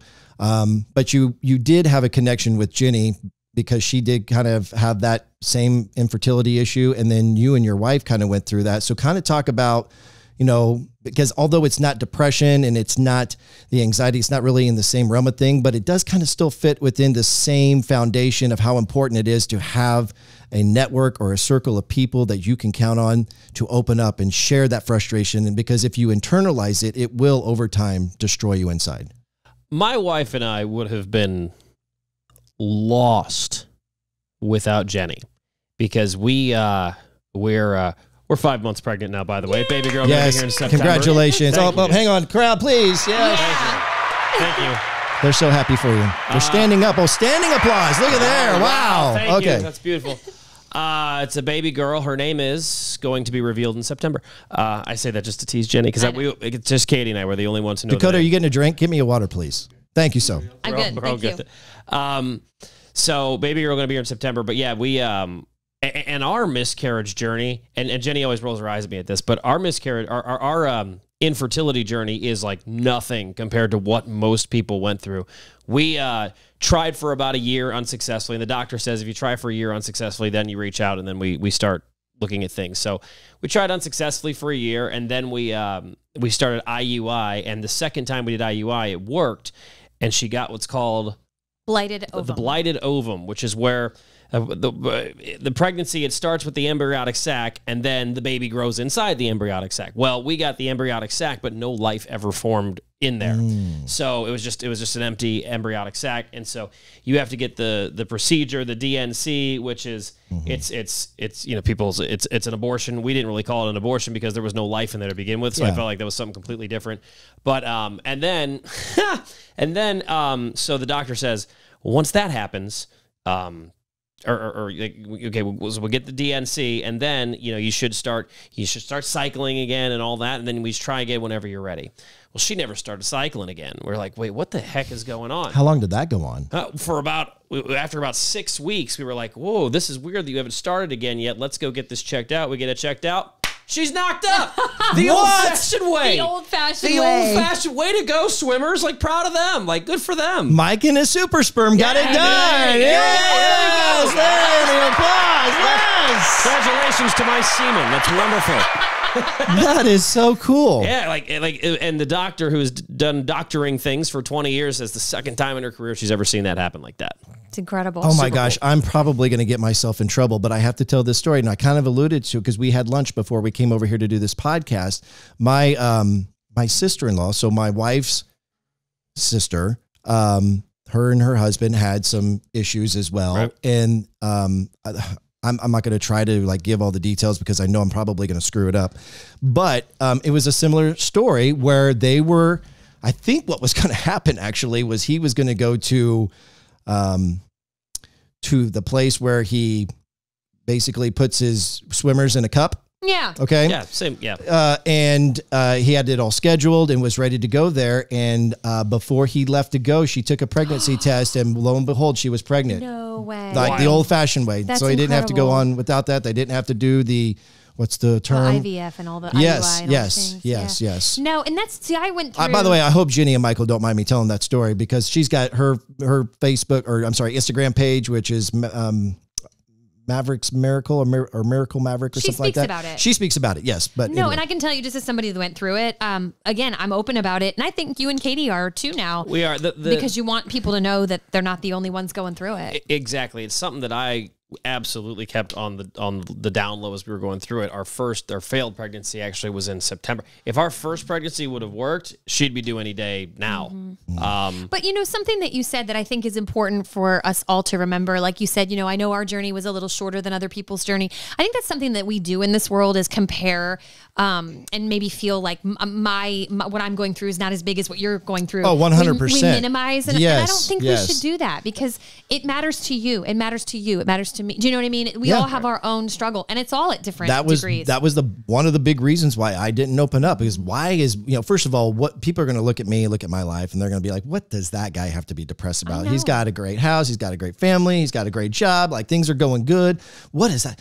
Oh, he's feeling sorry for himself. Or, man, I can't bring you down to my level. You're a product of your environment. If I bring in my negativity and the stuff that's, I'm going to bring you down, and I can't do that to you, or you're going to be like, sorry, dude, I don't have time for that negativity. You're just like playing this mind game with yourself. And I truly believe it's Satan just basically telling you you're worthless. But anyway, I digress. It's so important. You're so right on with all of that. It's so important that no matter what the magnitude of the problem is, you have got to talk about it. You've got to open it up, because if you internalize, it will destroy you. And that brings me back, because I think I kind of got lost to your original question about that. When I said if it weren't for you, Jenny, we would have been lost, because we didn't know anybody else in the universe personally who had ever gone through or attempted to go through anything like this. So we kept it very, very private. I think it was like literally like you and our moms knew, because we had started to tell a few people about the first pregnancy when we thought we were pretty safe, but then we had to deliver the news to like 12 people that, oh, never mind, there's nothing there. Like, that's devastating. That sucks to have to make all those texts and phone calls to these people and just tell them, oh, never mind. Like, I hated that. So then when we got the successful pregnancy now, man, until we hit that 12-week mark, man, nobody except you, Jenny, and like our moms knew, and that was it. I wasn't going to tell a soul. Yeah. And but when we were going through the failure of the first one, like, that really sucked. I remember telling you about how mad at God I was.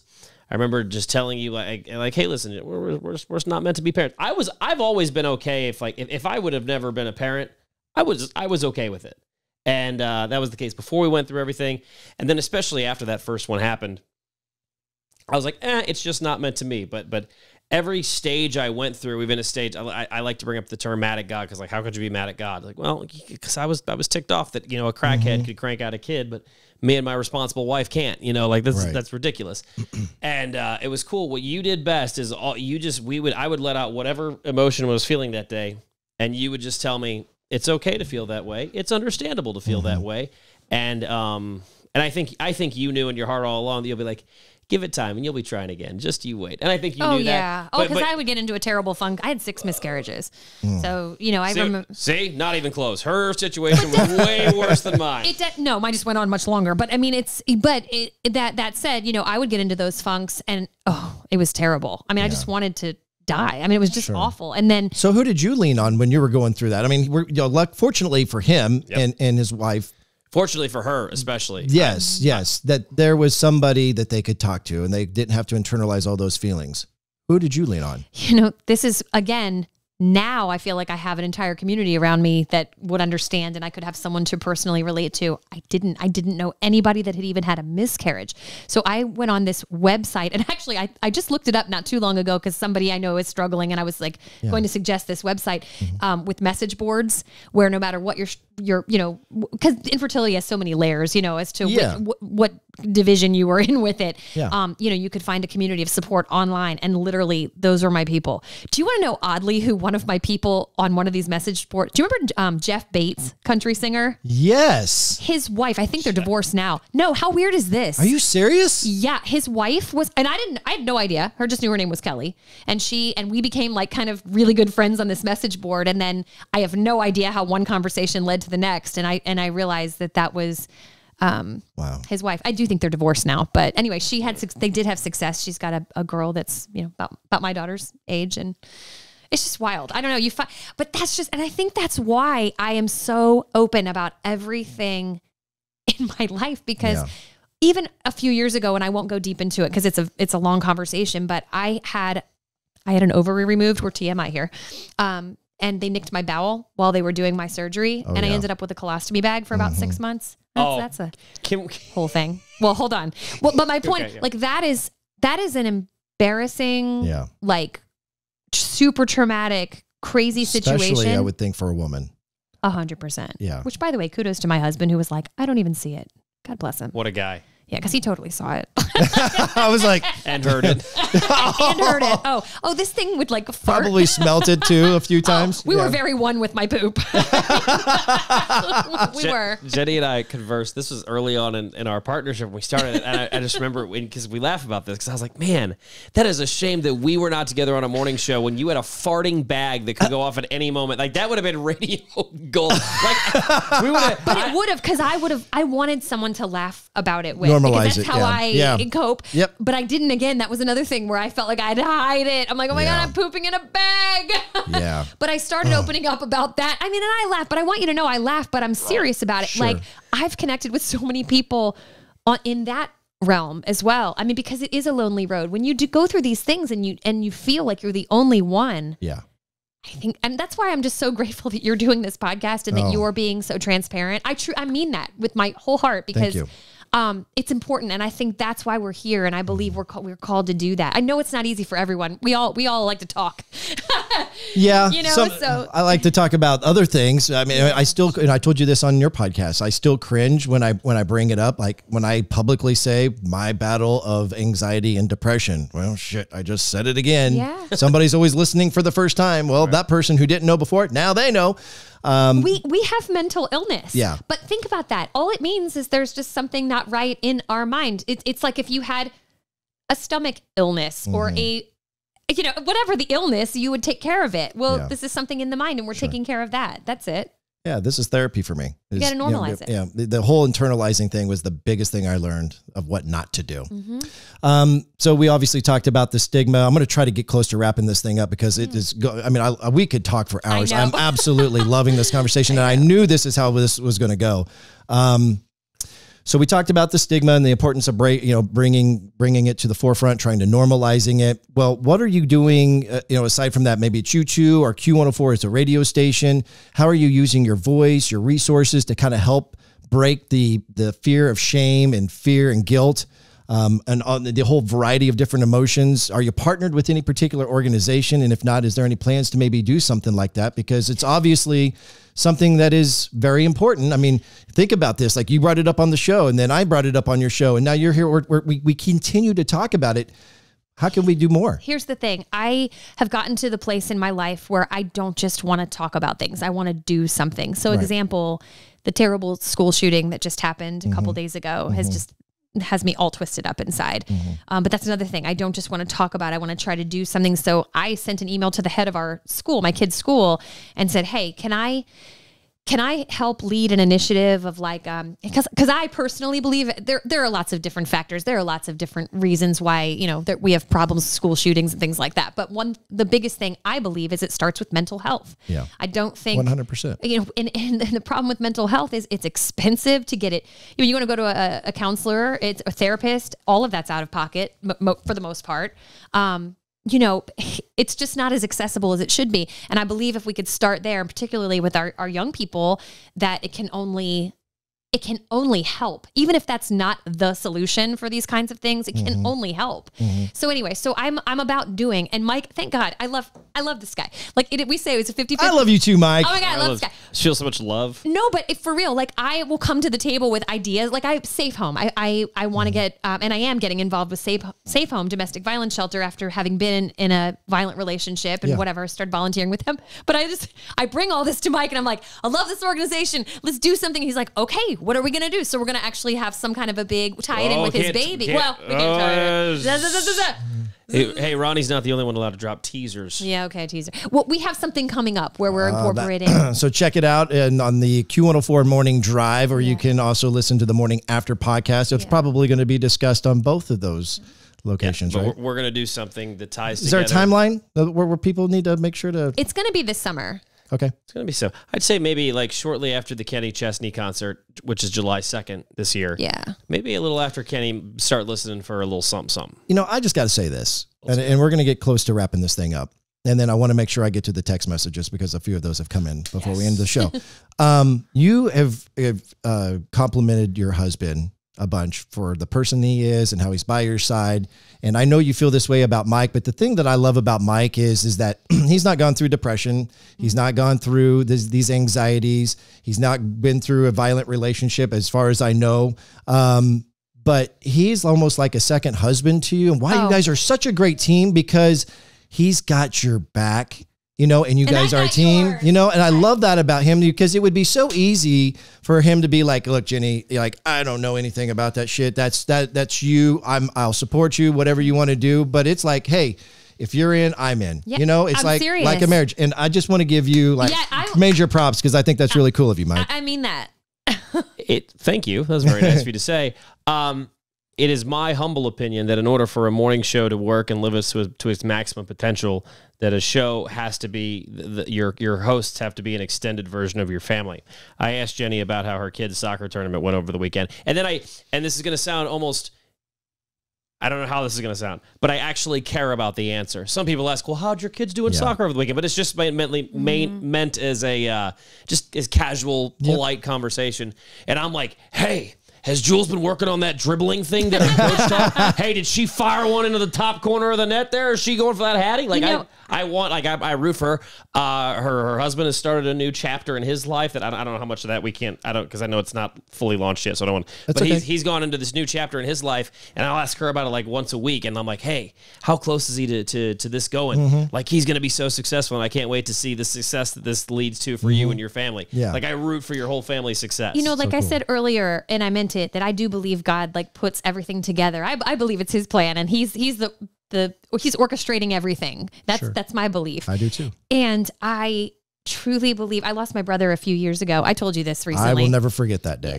Yeah. I saw you in the hallway that day, and man, I was crushed for you. It's terrible. He died of a drug overdose, and that's another thing. I've tried to get involved with organizations to help, like with everything that's bad. I try to get involved with something to help talk about it. But I believe, you know, my brother was taken, and that God gave me a brother right here, because we have an incredibly close familial, is that the word? Familial like relationship. We're an extended family. Yeah. Like, it's like to the point where like I would absolutely come up to your house for Thanksgiving or something like that. And by the way, this is a two-way street. This isn't just me supporting you. Believe me. So me and Katie living in Kansas City, we don't have any family here. We have my parents, my whole family lives in St. Louis. Yeah. Her whole family lives in Chicago. That's a 200 or 500 mile drive. Yeah. Or for Chicago, it's usually a flight. But oh my God, we've got a newborn coming in 4 months, and we have no family in town. Oh, Aunt this Jenny. one. Oh, I can't wait. This one. Hey, I say this with all the love. You are a psychopath about my child, man. Like, you are insane. You're giving me a baby. Come on. Like, she was in the studio today. She was like, hey, there's going to be a day where you just need to catch up on sleep. You're tired. And I fully believe you. You know this. Sure. There will be a day. I'm there actually right now. I probably look it. Go ahead. So she's like, when that happens, you just tell Katie to bring that baby to the studio, and I will take her home for the day, maybe for 5 days, whatever you need. It's beautiful. I'm like, what? Like, that's beautiful. Yeah. And I'm like, how much do I owe you? She's like, if you try to give me money, you're giving me a newborn. Jenny's obsessed with newborns. It's weird. Like, she doesn't mind cleaning poopy diapers. That's weird to me. I look forward to it. I love babies. Well, you clean enough poopy diapers, it just really doesn't affect you anymore. Yeah. You'll get over that real quick. Here's hope. And then, oh my gosh, she was doing way back earlier, we're talking about Can't Match Mike, the game that we play on the radio, and she had a blast because for 3 days in a row, she busted out like newborn trivia, like things that parents, like you learn as you become a parent, especially to a newborn. And I did all right. You did okay. I did all right. I had a little education, but oh my God, she was so excited to read the question about when the baby's first poop comes out. It's what does it remind Ronnie, everyone what's of? the answer? Tar. Yes. She was so excited to talk to me about tar poop. Yes. Oh, so gross. And then it kind of transitions to a mustard seedy poop. Yeah. Yes, you'll find that out quickly. Yeah. This is a terrible You'll be more in conversation. touch with poop than you ever have been in your life. I just love the fact that you guys have the connection that you do, and it's why you guys are as successful as you are. It's why you're nominated to be, the best morning show in Kansas City, which, how do they vote for that? KansasCityMag.com. Okay. We also have links, like if you go to Q104KC on Instagram, that like link in bio. We have that link up that'll literally take you right to it. But KansasCityMag.com, and you'll see the best of KC. Like, they're promoting it everywhere on their website. You can't miss that click. And then we're in the City Life category. Yep. That's so cool. Anyway, you guys, it's not by accident that you guys are having the success that you're having and having the fun that you're having. And I think it's really cool. Let's get into some of these text messages. Again, on any of the Papa Ron podcasts, you can interact by leaving a voicemail or texting in at 816-558-6389. This comes in from Matt Bankston, who says, what was your favorite spot or event for a live remote? Here's the thing: live broadcast. When we go and make an appearance, like we get a fee, and it's a decent fee. But a lot of them are not fun. Like they're kind of because they're places that you'd rather not be for 2 hours. You know, like I'd say for us as a show though, we did. So we have a pajama jam that we do every Christmas time. Yeah, and we raise jammies for kids at Operation That's Breakthrough. Cool. It is cool, and we did a live broadcast from a car dealership. And Cable Dahmer, that's what it was. Yeah. And we were out there and we collected jammies, and it was nice because we got to meet a bunch of listeners, and as they brought it was all just a feel good. That's because it's not like, hey, come check out the new 2022 Toyota Corolla. Oh my God. This is like, hey, like get back. Yeah, so it's a little more authentic. Again, it gets back to that word, authenticity. Yes. We had fun. We did a live broadcast. You remember when we did the Rally House in the Northland? I do remember that. You and me together, because we probably got in trouble because we were like, if you come up here between 4 and 6 o'clock, we want to take a picture. We want to say hi. But it's 6:01. We're out of here. Well, I should have said that on the air. I remember those days. Matt also wants to know, was there a specific song that you were excited about when it got released for radio? Great questions, but they're thinkers. That is a thinker.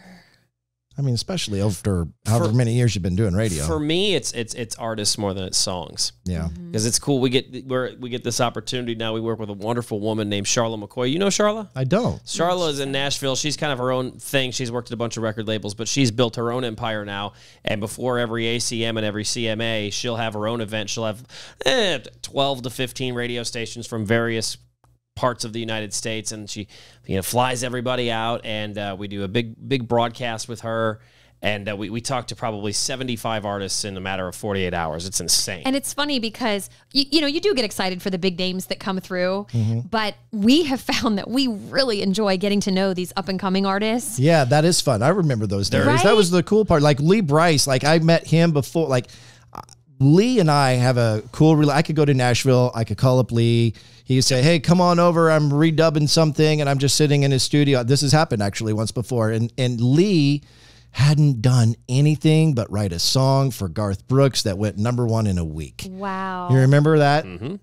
And he was just a nobody. And now look at him. The guy is huge, But that's the kind of follow the journey. Yes, yeah, yes. exactly. And I remember we all in this room know Marla, who's been at that radio station for years and years and years. She's told a story of a young Kenny Chesney sitting in the waiting room waiting to talk to Mike Kennedy. Is that wild? That's crazy. That he just sat there just wait, well, Mike's going to be about another 30 minutes. Oh, that's fine. No problem. I remember when they brought Britney Spears through, at the pop station way back in the day. I remember when they brought Justin Bieber through. Yeah. Oh, yeah. I have a picture. First of all, I could be his mother, but I have a photo with Justin Bieber. He looks like my child. Oh, he was like 12 then. He was a baby. He's a little bit gay. Crazy. So to answer Matthew's question on the text, for me, it's more artists, and I'll give you two. These are our people right now. Dylan Carmichael is our guy. He is awesome, and every time he releases a new song, he's one to watch. He's new. He's Eddie Montgomery from Montgomery Gentry. Yep, it's his nephew. And if you listen to him, you can hear it. You hear the Montgomery Gentry come out. So it's John Michael's son? Yeah, it's his nephew also. I think that's his other uncle. Okay. It's somebody else's son. And then this guy's going to be in our studio next week. And this guy, he's a cool kid. He's spunky. He's energetic. He's big on social. His name is Ben Gallagher, which you want to say Gallagher, but it's not Gallagher. It's Gallagher. Okay. And he's got a song. He's kind of got a. I don't mean to be mean, but he's skinny Luke Combs. He's got that rocker sound to him. Yeah. But he's much skinnier and younger and a little. But here's a guy brand new and performs at prisons currently. Just not to he performed at prisons. He performed at prisons. What I'm saying is, when you're up and coming, you'll perform anywhere. Everywhere you can just get noticed or recognized. Yes. And so we had a fascinating conversation with him in Nashville or Vegas. It was Vegas, and we got yelled at because our interview went way too long with him because it was. You were having so much fun. Well, and true crime queen Jenny Matthews over here. I had all the prison questions. Yeah, she's like, you performed in a prison? And he's like, I actually performed in every state prison in Pennsylvania. Yeah. And she's like, tell me everything. And we're 7 minutes into our 5-minute interview, and I'm like, Mike's trying to figure out how he can get a question in. No, I was like, hey, do you want to talk about your music at some point here, dude? You want to promote yourself? And he's like, no, let me tell you this story about Bubba and Cell Block D. Yeah, that's fantastic. But that's the kind of stuff hilarious. We love, though, to see somebody like that. And then, love for him to just blow up and be just a huge artist. It's pretty cool. Man, I have some of those stories too that were just like Lee Brice is definitely one of them, but I've also had the ones that you were trying to find the right way to say this without sounding like a complete prick, but like don't meet your idols kind of thing. They don't meet the expectation, meaning they're talented, they're great, but they're not humble and they're two-faced, and they give you the surface, political, shake your hand, make you feel good, the thing that they're supposed to do to impress the radio station person. But once they get a couple drinks in them, or once they get off the limelight, then they are just a completely different person. And you're like, damn, dude, I really liked your music, and now I hate it because you're kind of a tool. Yep. That's so disappointing. Yeah. I hate that. But, I will say, getting back into the country genre, like for the most part, honestly, I love all of the country stars. Yeah. They're real people. Yep.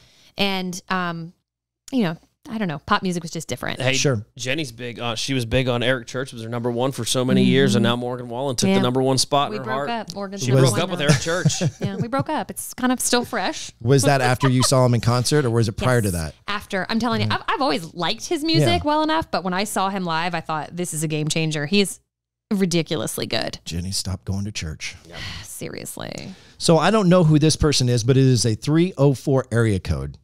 I don't know. I don't even know what that is. 304 area code. Let me look that up real quick. I'm curious. Yeah. 304 area code is West Virginia. Oh, it's probably some of my relatives. Mountain Mama. I grew up in Maryland. Lots of Virginia and West Virginia. Where's my app here? Okay, so I'm having a hard time reading this, and so I'll try. What has been the biggest change in your job or position over the last 5 years as podcasts have become a big item? So I guess he's asking, has podcast being, how big that it is, has it had any impact on your guys' career? In a positive way. We have a podcast of our own, again, The Morning After with Mike Keller and Jenny Matthews. Plug. What we think, though, is it adds to our product because we only have so much time on the air. I mean, even though it is a talk show, we can talk, but we don't always have all the time. And we also can't say all the things. But we love that our podcast can be a continuation of the conversation. Sure. And I think that's fun. So I think it's been helpful and it's been an addition. Yeah.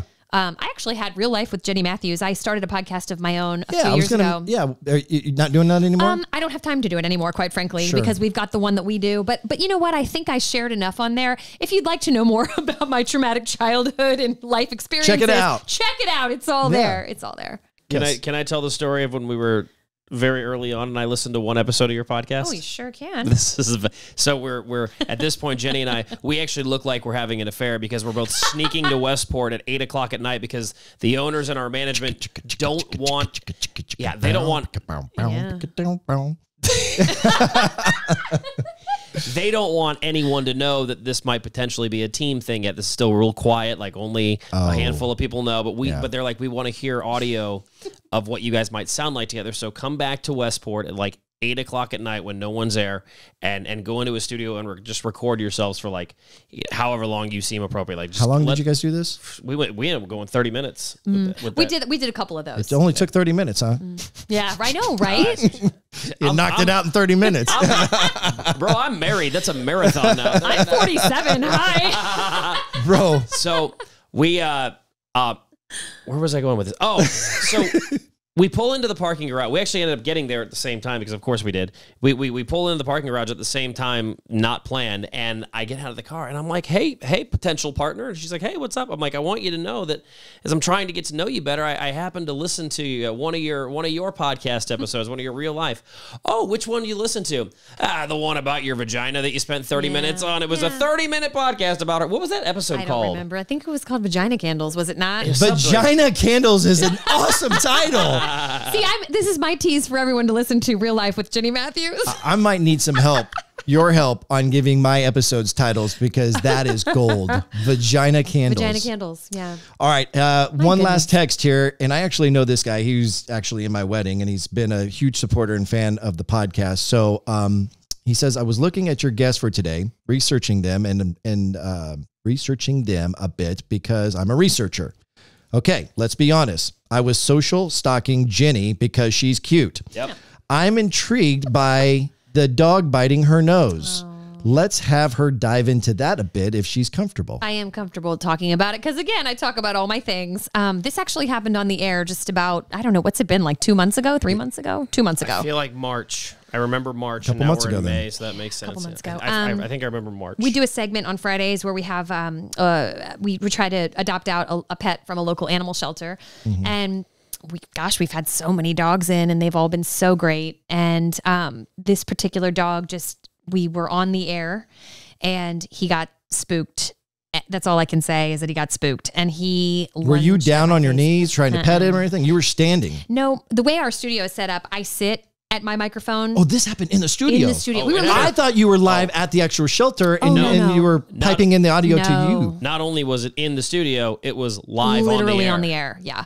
Holy crap. Oh yeah. So Mike is telling the story. It was like, now I'm laughing because I laugh at things that are inappropriate. But like now that I think about it, he's giving like this sob story on the air about this dog and why you should totally adopt this dog. Super heartfelt story. It was like it was your fault. You pissed him off. You gave him a complex. No, I didn't. You gave a dog a complex. No, I didn't. So Mike is standing across from me at his mic. He's telling the story. I'm sitting at my mic, and the dog is sitting beside me, and I'm just scratching his back, literally. And I love dogs with my whole heart. I've always known that about you. Yeah. So I just thought, this dog totally knows that I'm fine, right?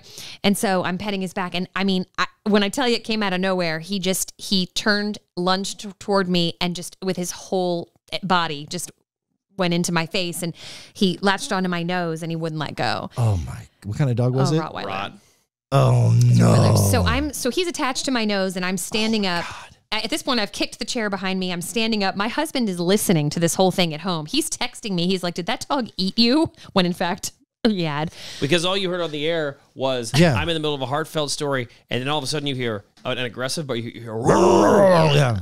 And then about 3 seconds of silence. Well, you hear me go, like some terrible noise. Did you go back and listen to the audio? We can't get the audio. Believe it or not, our air checker, it's an inside radio thing, but it blipped out on that day, and we don't have it. Actually, on that half-hour segment, it's divided into half-hour segments, and that particular half-hour blipped out and never. Now I'm starting to think conspiracy theories. No, I know. I'm just kidding. No, I know. Anyway, go ahead. Anyway, I remember, and again, thank God I'm on Prozac, because I think if I was not medicated, I'd be in a funny farm right now.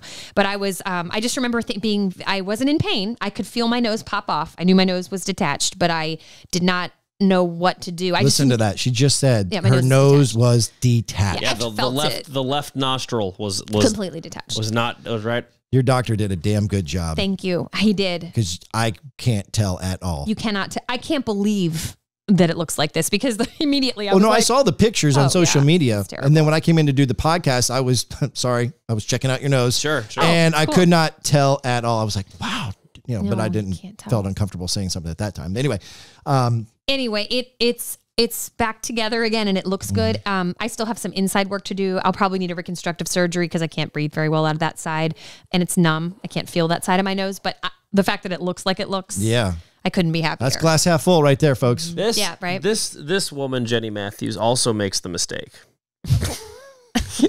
she's like looking at like ways to care for her dog bitten nose. So she makes the mistake of Googling dog bite nose. And you've learned how many times by repetition to don't Google this stuff. And guess what? All the pictures pop up first. Oh no. And people who have their entire nose ripped off. But see, again, using your stuff for the good. Yeah. In sharing all this publicly, this organization reached out to me called Scars for Kids, and I didn't even know this was a thing. Yeah, me either. Kids who get bit by dogs and have traumatic bites, this organization sends them these custom teddy bears that have their name on one side and survivor on the other, and then little cards of other kids and their stories and how they are okay and how you're going to be okay too. And I got involved with this organization. Like, do you know what I mean? It's like you take the crap that life gives you and you find out about these great things that are going out, because everybody's got something. And dog bites, I had no idea like how prevalent dog bites are. I've gotten so many messages from people healing from dog bites, or, don't worry, Jenny, you're going to be okay. I got bit by a dog too. So it's crazy. You have the seconds of dead air. How you didn't be like, oh shit, like holy crap or whatever. He's a professional. Yeah. Like how you didn't do that is awesome. But do you have to go back on the air? Like got rushed to the doctor. Well, he rushed me. Oh, so you just, the show's over. So, well, here's was it in the 9 o'clock hour? 8:45. Yeah. Okay, so the show's almost over anyway. So here what happened is I didn't see it happen. I only heard the bite because I was looking at my laptop reading this quote sweet dog story, the biography. Yeah, and by the time I heard the bark and looked up, you had already broken free from the dog. You had your face covered. You had your and probably blood everywhere, and a very bloody hand. And I'm like, oh my God, the dog bit her. And I'm like, what do I do? What do I do? What do I do? And so I'm like, okay, well, I can't keep these microphones on. So I fire up, I think it was a Low Cash song with a 9-second intro. And I'm just like, so I just play Low Cash. I'm like, and all I said on the air was, I'm so sorry. I think I moved her a little. I think I spooked him a little bit. I apologize about that because I know you heard that aggressive bark.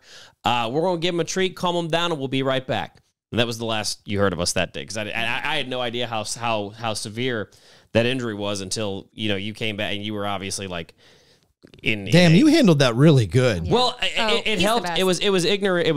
Ignorance is bliss. I did not realize that dog fully latched on. When I hear the story now, it's terrifying. I didn't see any of it. All I saw, I looked up and I saw her holding her face, running out of the room. That's all I saw. I assumed the dog bit her, but I was like, oh, she got bit by a dog. Oh, I had no idea how severe it was. And I knew because I felt it pop off and I knew, but I'm telling you, I know, but I couldn't even hear the word detached. We're in the ER. He's with me, by the way, till my husband gets there. So we're like, he's in this. Yeah.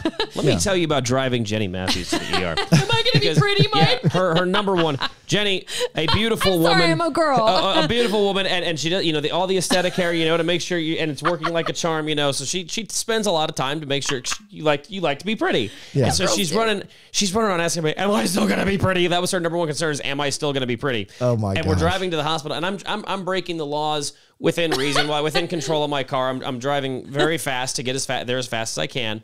And we're halfway there and she's like, look at me and tell me, cause you'll keep it real. I know you'll keep it real. Am I going to be pretty? I'm like, Jenny, I can't look at you right now. I'm driving as faster than I should be. I'm breaking a couple of minor laws here just to get you to the hospital faster. And she's like, no, stop, look at me and tell me. And I do a quick glance and I go, Ronnie, it was hard times. I was like, you'll be fine. And then your adrenaline kind of calmed down. Your pain kind of kicked in. You were really hurting.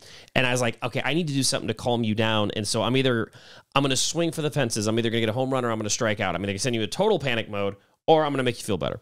So I say, hey, as you're holding your blood gushing nose detached from your face, I said, hey, at least you did get your eye. Otherwise, you'd have to be a pirate every year from Halloween from now on. And it was such an inappropriate thing to say that she busted out laughing and calmed down. Good. Calmed down. I think that's how I handle things best with laughter. Yeah, so. That is great. Well, I'm glad that you are doing better and you look great. And so the listener, obviously from wanting to do a little research on you, found out about that. So we're going to get close to wrapping this up. Tell me what's next on at Q104. What's new? What's fun? What's on the near future? Yeah, the bosses called us in last week, so I'm probably going to get some $1 million contracts. Pretty excited. Hey, yes! Standing applause once again. They say speak it into existence, so I'm just shooting my shot there. I mean, the truth is, I hope we're doing this show together for a long, long time. I hope you are too. Yeah, and I feel like I don't know. I feel like the chemistry's there, and the desire for us to do it is there. We just have to hope that this radio station still wants us because we love it. I think we're both comfortable in saying that it'll never be, as far as radio goes, it'll never be as good as this. This is going to be the highlight of our career. I think we both know that from here on out. As far as Q104 goes, we're so excited that they just opened a tin roof in Kansas City, and we're going to. Does EJ Burness have anything to do with that? I have no idea. You don't know who EJ Burness is? He's a record rep for I'm really surprised you don't know who EJ Burness is, but he had something to do with Tin Roof back in the day. I don't know anybody. You don't know anybody in the okay. Sorry, I digress. I'll pull back. I saw that Tin Roof came there, and I was like, I wonder if EJ has anything. I don't know. Okay, go ahead. But we're planning on doing a lot of work with them, and hopefully bringing in some artists, some up and coming artists there, and also local artists. They want. Tin Roof wants to fill that up with local artists as well. We're excited to hopefully do some work with them this summer as well. That's cool. And then listen, we're in honor of my baby girl. We're doing this really cool thing that I can't say too much about yet. It's going to be great though. Yeah, that's all I want to say about it. But after that's Kenny, September-ish, right? Well, September's when she's due. We're going to do this. Before then. We're going to do that late July somewhere. Yeah, we have a little thing. We're incorporating like the theme of a baby shower. We're kind of tying that whole thing into it. Yeah. And it's going to be really cool. You'll hear about that mid-July. Okay. And 104.3, 6 till 10. Yep. Beautiful. At Jenny Matthews on air on Instagram. Yeah. I share my entire life. I'm not even going to. Do it. I'm not going to promote my Instagram because Jenny promotes all her Instagram. Do it. At Mike Keller Q104. Thank you. What's so hard about that? No.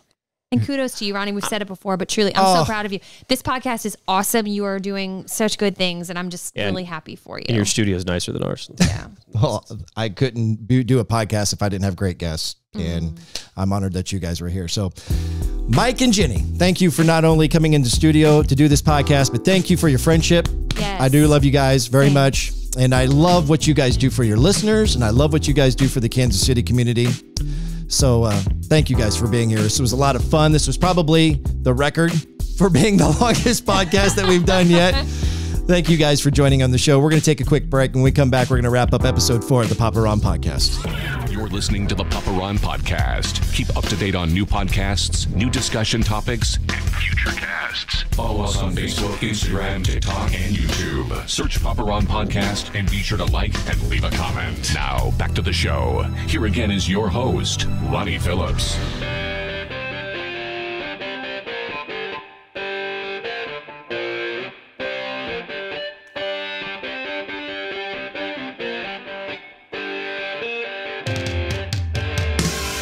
Thanks again to my boy Dakota Thurn and Quentin Verlinick, who helped me out so much each week from Marathon Media Management for bringing such a huge asset to this show, providing the video to this podcast.